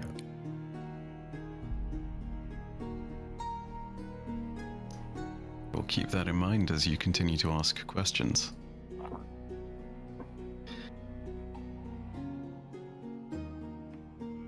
Something troubling, Kaivar. Yes.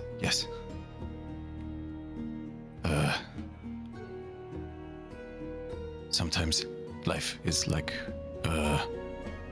roads. Yes. You are led places, go places. Direction is easy, but now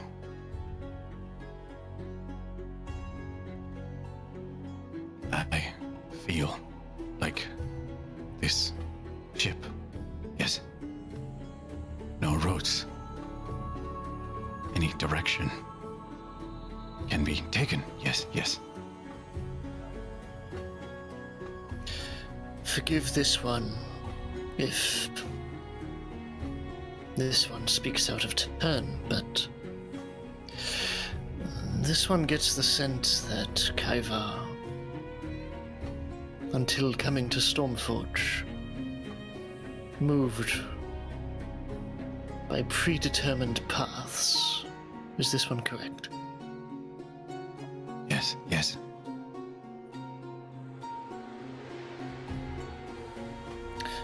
Does Kaiva find this uncertainty unpleasant?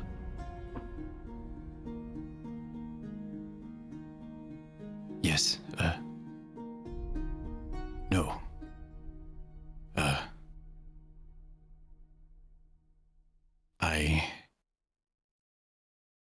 I may choose where to go. Yes, yes, but what if the choice is wrong? Yes? No? That is what freedom is, Kaiva. It is mistakes. It is learning. Much as you learn through that book. And through the conversations that we have with one another. Not all mistakes are bad. You can start to see a little bit of what's happening start to unravel. As you can see Kaiva's very posture change.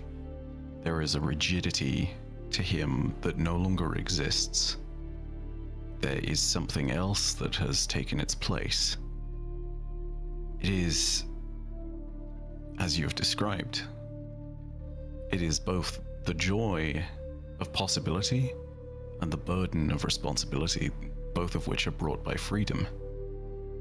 It's the knowledge that choices are his now.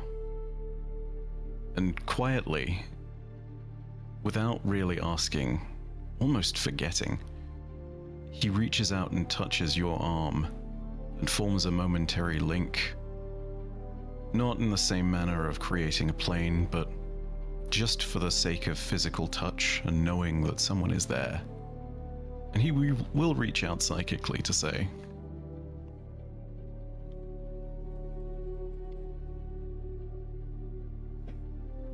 for the first time, I am uncertain, as you say. Yes. Maybe there is joy. Maybe there is sorrow, but this future is mine. Yes. Yes. It is.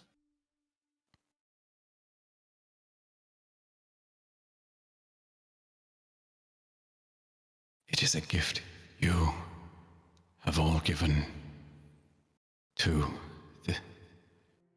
me. Yes.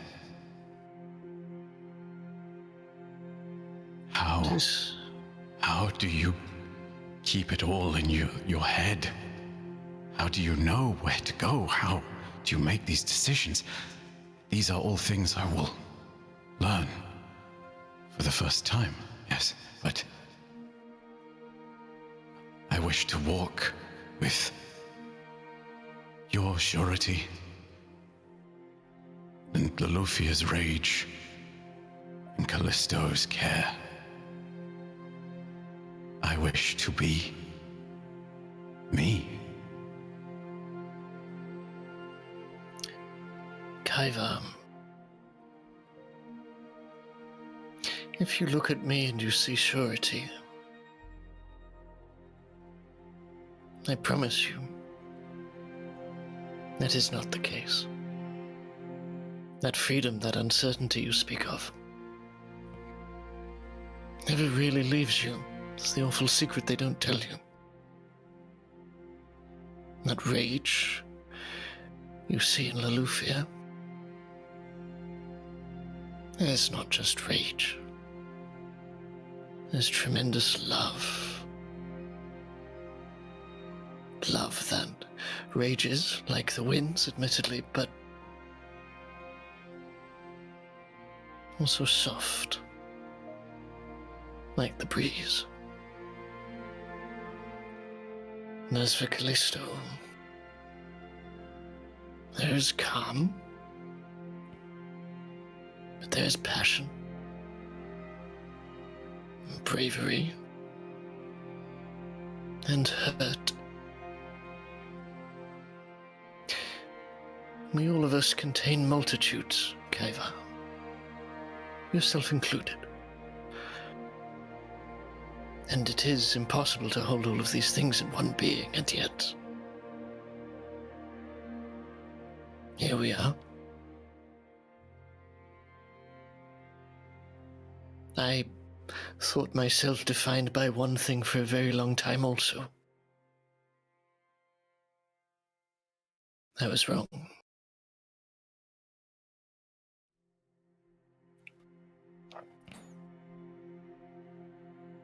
Life is full of many colors. Don't drown them out.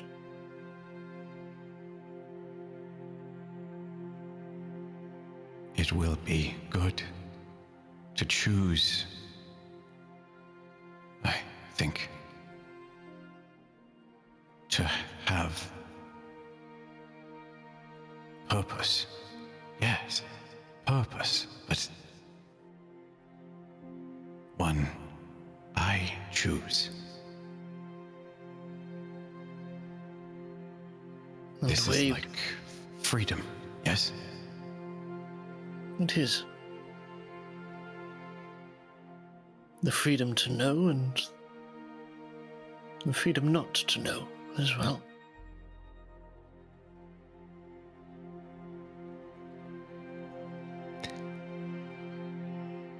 You see a degree of certainty added back to Kaivar.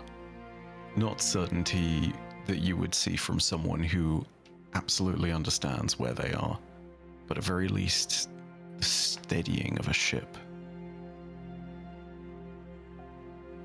And then there is this almost eureka-like spark and a widening of Kaivar's eyes, and he starts rifling through the book. It's not something where he's looking for anything specific. He is taking all of it in and trying to understand exactly what his purpose is. It's almost like he is, paradoxically enough, for someone whose class is technically a bard, searching for inspiration. Seeing this, Myshkin just nods to himself and, not wishing to disturb, not wishing to distract, he stands up on quiet, cat-like paws, and just sits in the corner and continues eating. Just before you leave, feeling that presence going, Kaivar quickly and suddenly looks back up. Thank you, Myshkin. Yes. Thank you. And This then one continues thanks you. rifling.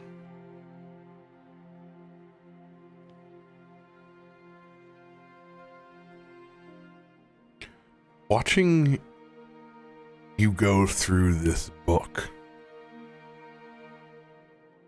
Fane is going to curiously float over to your side, Kaivar.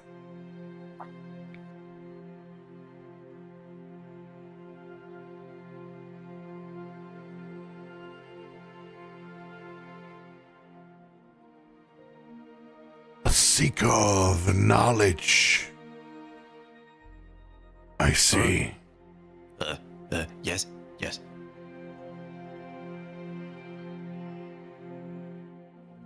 How long has one scribed such a collection?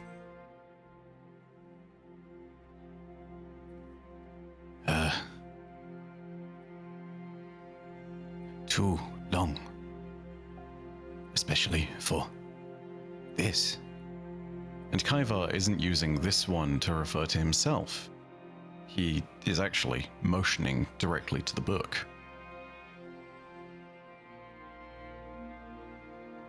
It's a collection larger than even one's self-experience. Yes, yes. Many lifetimes. One memory. Many keepers. Yes, yes. I, too, am a collector of such knowledge. I see the spark inside you that I saw inside myself so long ago.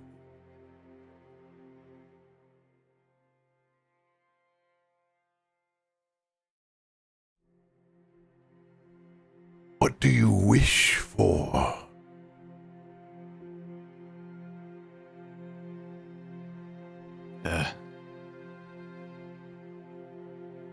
Great Seer Fane.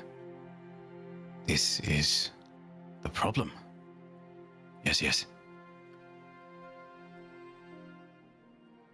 I do not know yet.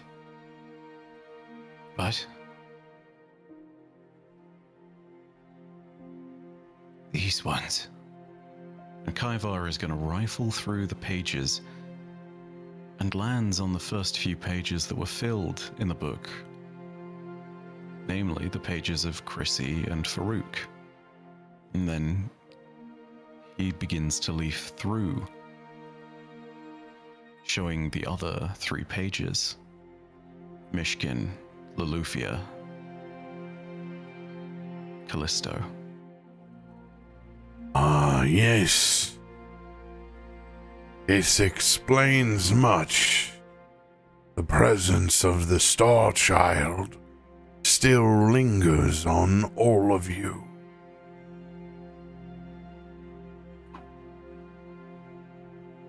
He protected us. Yes, yes. Like a great shield. Like a shield. Yes, yes. Fane is just gonna kind of flick his fingers up against what feels like an almost ethereal like barrier that's around the airship, and it just kind of dissipates like stardust.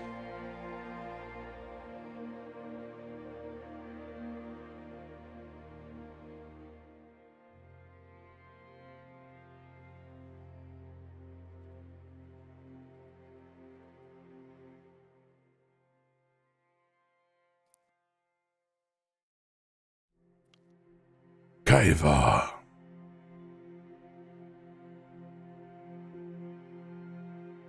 Your interest mirrors that of my own. But I am afraid that one book is not where your journey ends.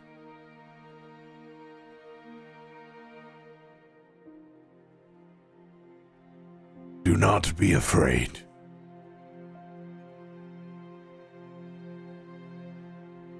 Kaivar is going to intently stare at the book and consider what Fane is saying, listening to every single syllable. He's going to extend his hand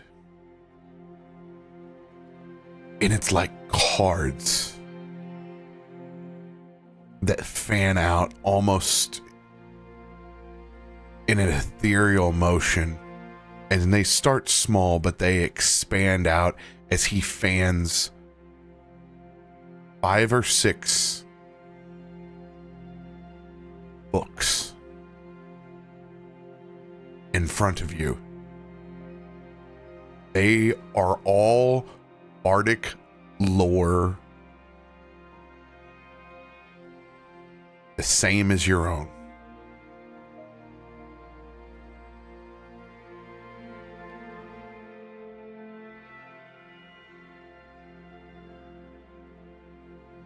He gestures for you to put your hand on the one that he is touching.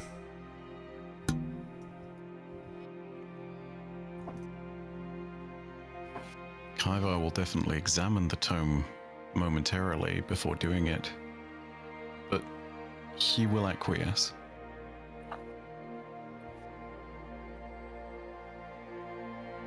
As you put your hand on that book, golden embossed text begins to form on this purple leather-bound book. There is, and are, many worlds outside of our own. And it begins to spell out Faroük. And the book opens up to the first page and begins to manifest a city that you've never seen, called Baldur's Gate.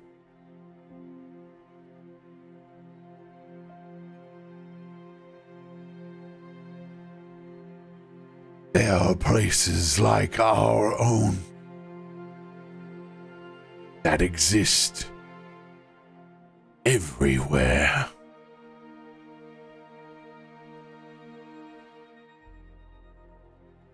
Similar, yet different.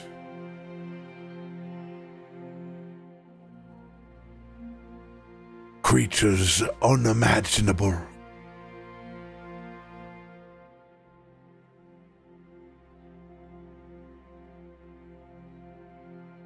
Conditions of community and greater societies beyond belief.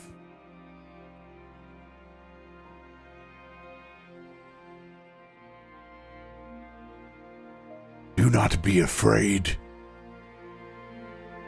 of the sheer amount. And as you look up from the book, you're no longer just sitting on this airship. It is like a hologram. It is like being in the ethereal plane. You're in a library of endless books.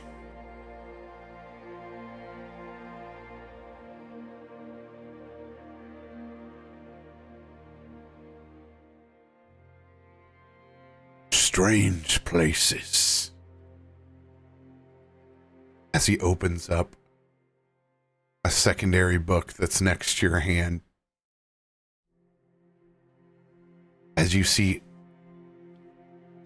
oddly dressed individuals walking through a corridor of a very architecturally different building.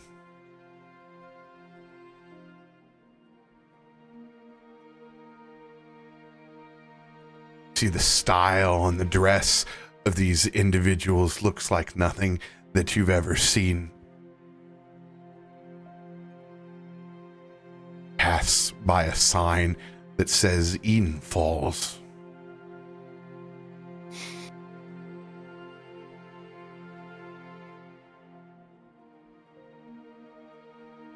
Truly strange places.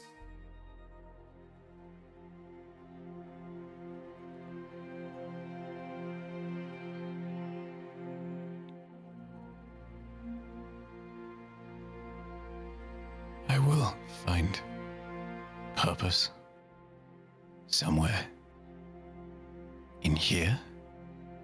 Yes, yes, yes, no. One does not solely need to search for purpose. Sometimes we just need to learn to feel. As he opens up another book. Strange set of small children set far into a dark wood.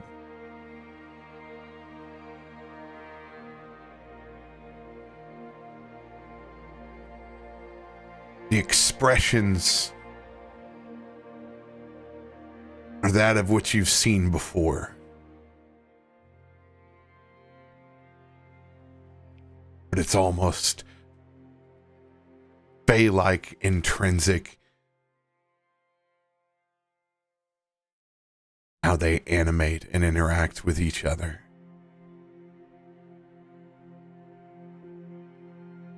So similar yet so different.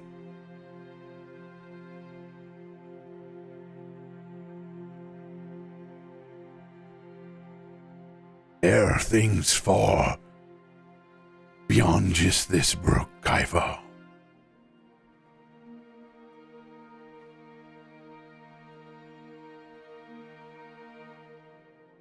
You have been blessed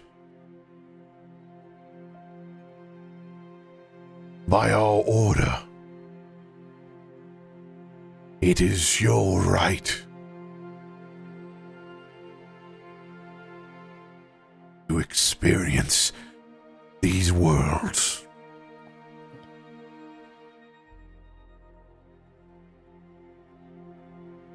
Your abilities far outpace even my own.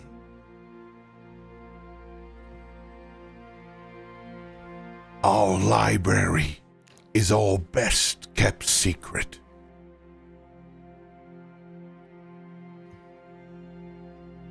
Many have searched endlessly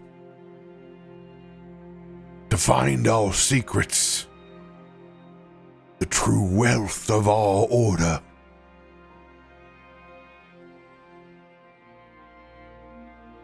But it is not a physical place.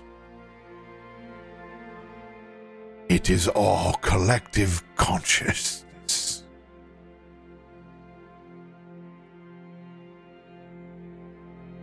This is our greatest secret.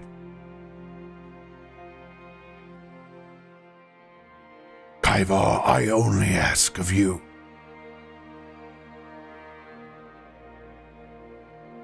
to not be so guarded as the Voshborg of the past.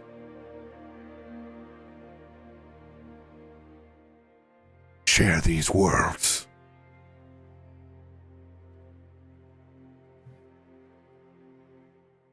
For stepping in other shoes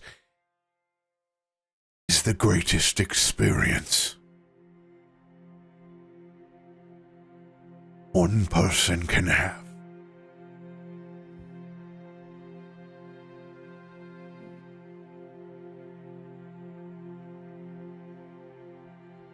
Kaivar, you can access the library of the Voshborg at any point in time that you wish. You also have the ability to bring anyone with you, even if they are not marked with the blessing of the Voshborg. Consider it like stepping through a dimension door.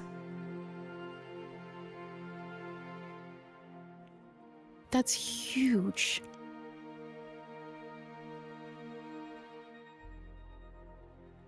Well, they say the key to infinite wealth is sometimes infinite knowledge, and good God, what a wealth of knowledge.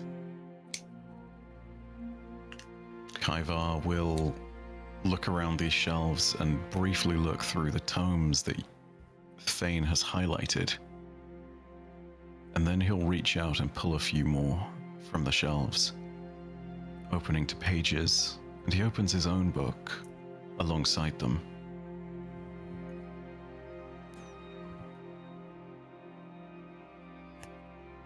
For it must have been over 3,000 generations. We have gathered knowledge. For others. For one to selfishly hoard.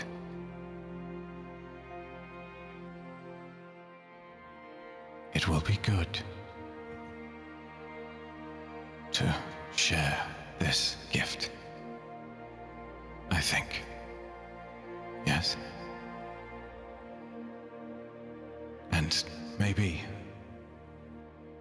I will find what I am looking for as well. And you see those books begin to open to pages. There are dozens of figures that appear before. Kaivar's own book turns back to the page of Chrissy, in his giant astral self, defending the very ship that everyone is currently residing on. Another book opens, and a giant bear-like figure with a massive weapon in hand can be seen facing down creatures of the deep. Another again, purple, the Book of Faroük, as a devilish-like tiefling with fire in his eyes casts a shield over another. The book flips to a new page. There is a woman with eyes as black as night and hair to match, shield up, a woman of faith, in a temple with stone of black and silver, guarding people she's only known as friends. There are dozens of warriors, dozens of heroes that are conjured through these pictures. Kaivar closes all the books at once, gently, with a resounding sense of satisfaction that there are the first steps of a journey being taken. He looks back to Thane. I promise.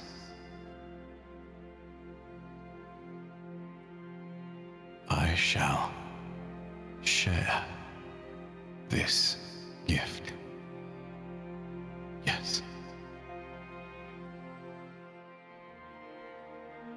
He will respond psychically back.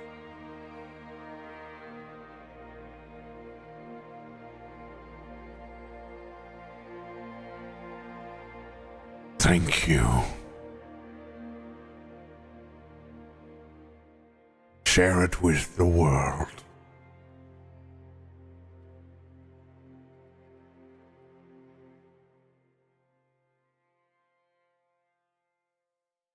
He will float over to the side of the airship and stare out into the clear parts of the night sky that have parted. Stars shining down.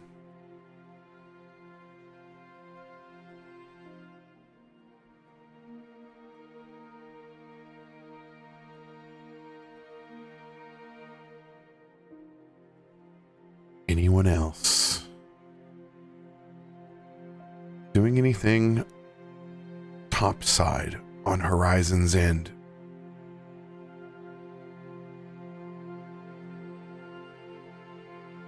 Just getting Kallisto to eat. Taking care of him. Doing what she does best.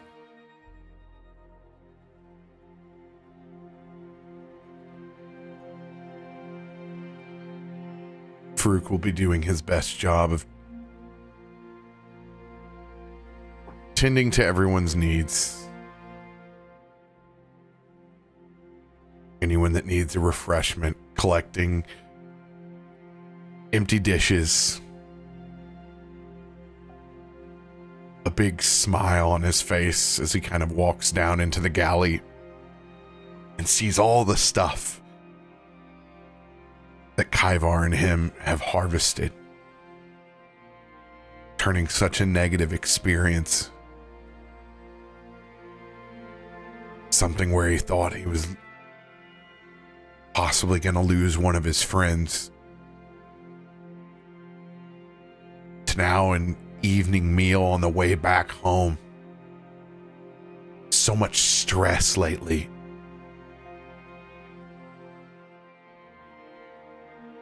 He's looking forward to the smell of the Amber Forge. He kind of daydreams and disassociates off for a second, closes his eyes.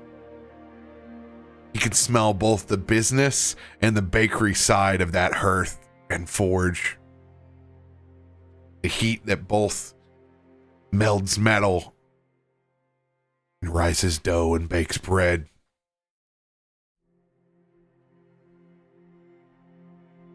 He understands that they're going to need some time in their own house alone. He misses the folks in the upper city, but he'll be counting the days for Ziva's birthday, when he can come and stop by. And the sheer thought of what he's going to bring to this party and what else might be on the spread gives him a little extra pep in his step, as he too is thinking about what can he get this budding young student that has so much promise. It becomes his sole focus inside of his head, a nice distraction from just surviving.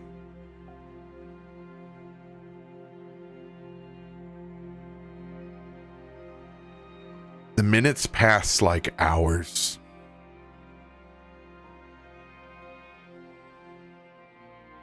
And it's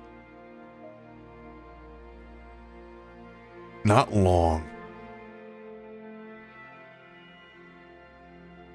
before you've lost yourself in all sorts of conversations and moments that you've been missing since you've been on this journey for so long. It's what it's like to get adjusted back to humanity again.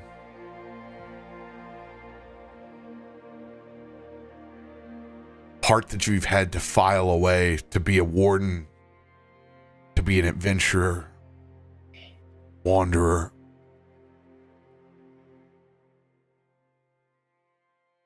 And it's with the utmost joy that you see the city in the distance.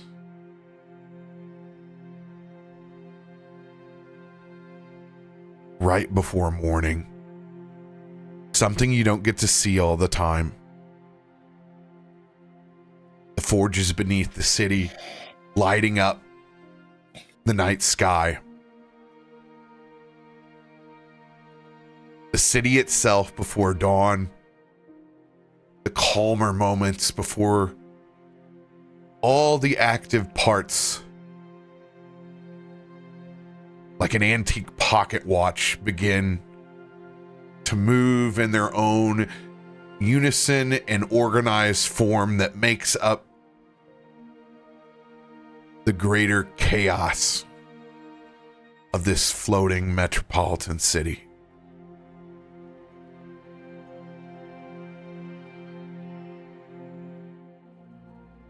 as you guys all stare back at home for the first time in far, far too long.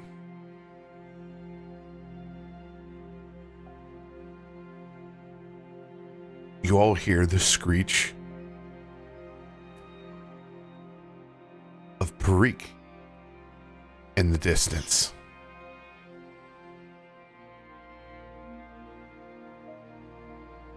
Faroük rushes over to the edge of the airship and looks up.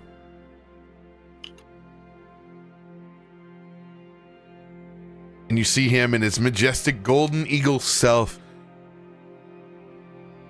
soaring high above just as the sun begins to peak and rise above the clouds. As you kind of squint and look off over to the distance,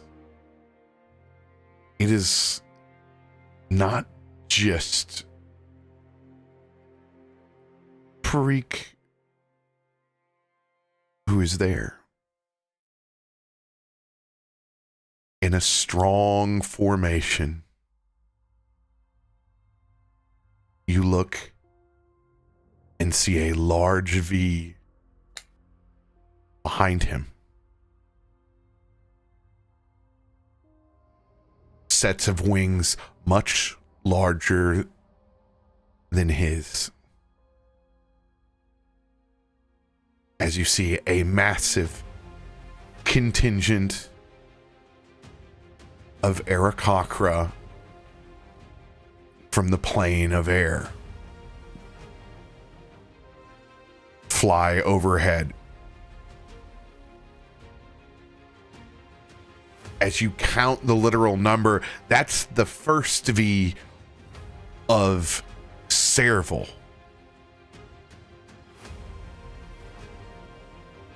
As you look back at thousands that begin to pour into Stormforge.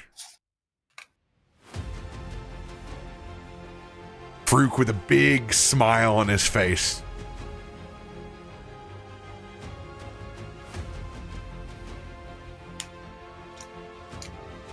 There aren't just cultists and Yansi Ben who share these skies.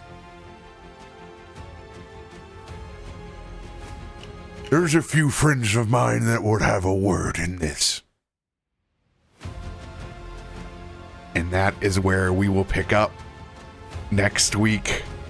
I was so nestled scared. back home. I was so stressed. I thought we were getting invaded. I was like, what's happening? We haven't long like, rested. You hear a Every sentence, screech. I was like, is this good? Is this bad? Screech, and then it was Aarakocra, and then it was Elemental Plane of Air, and then it was dive into Stormforge, and there are thousands of them, and I was like...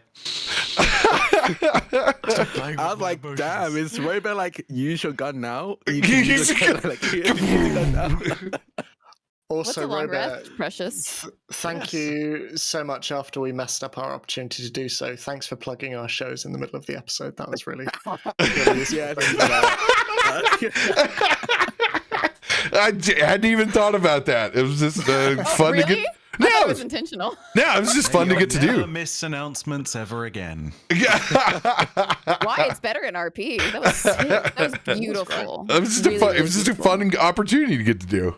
The multiverse is strong. I was And- getting big.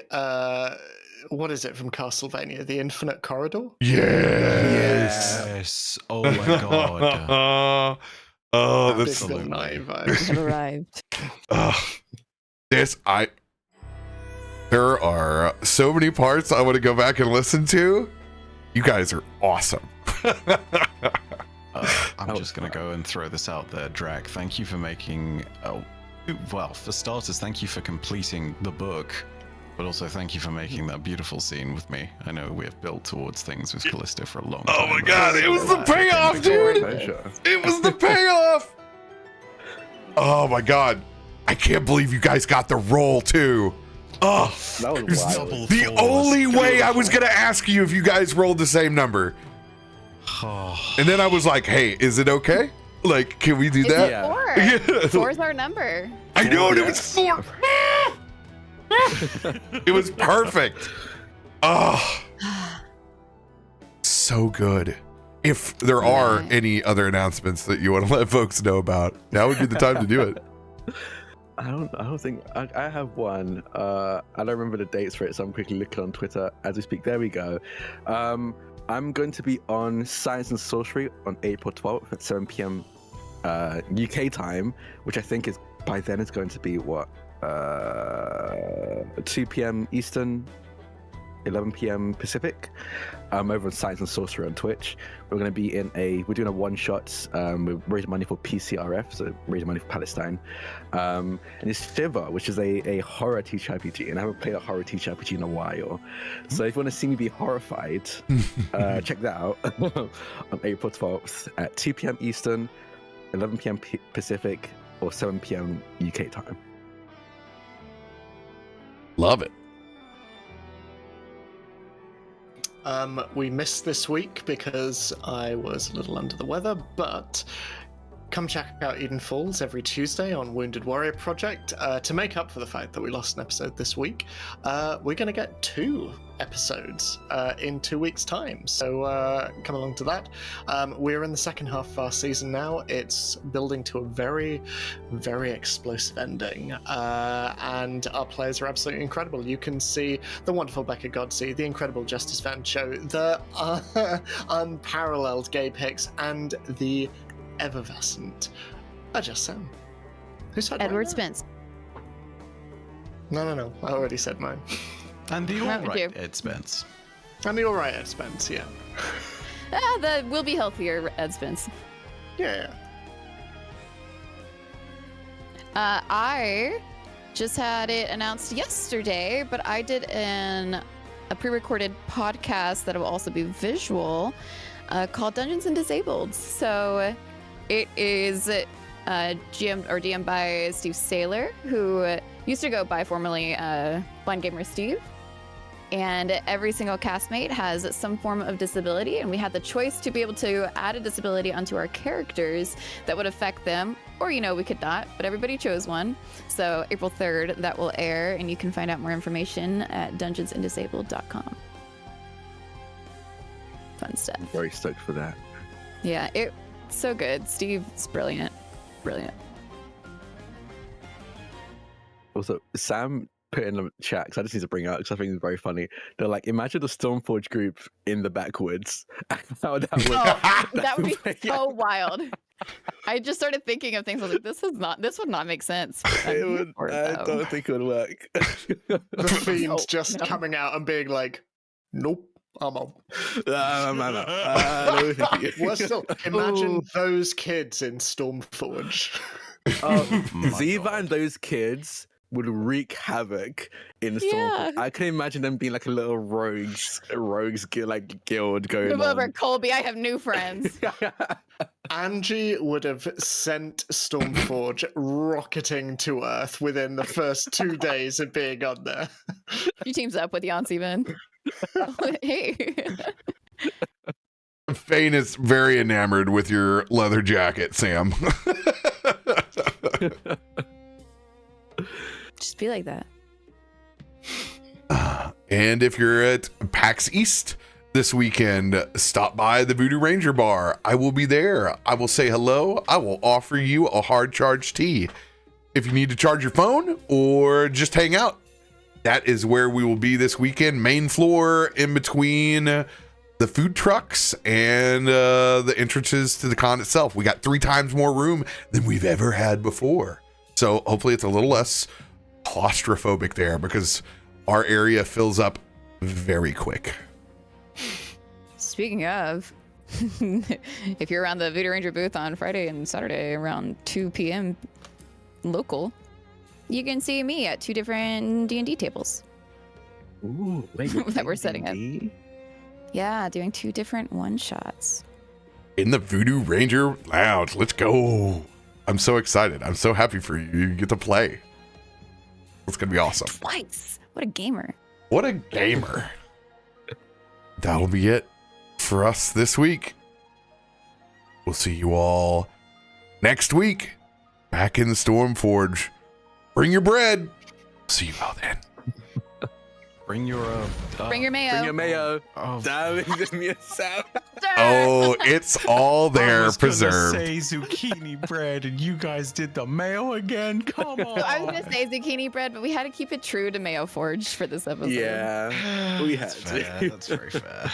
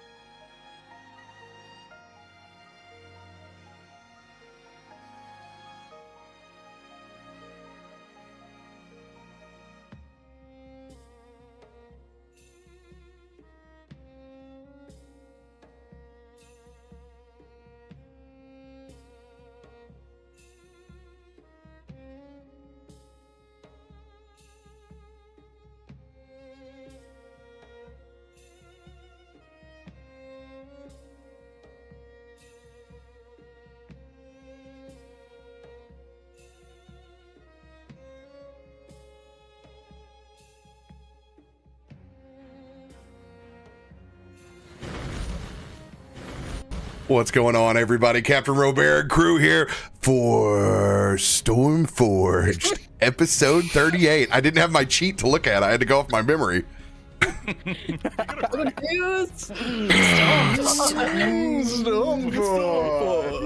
got it's mayo brain rot. What can I say? Mayo Forge. Mayo Forge. Oh no! No!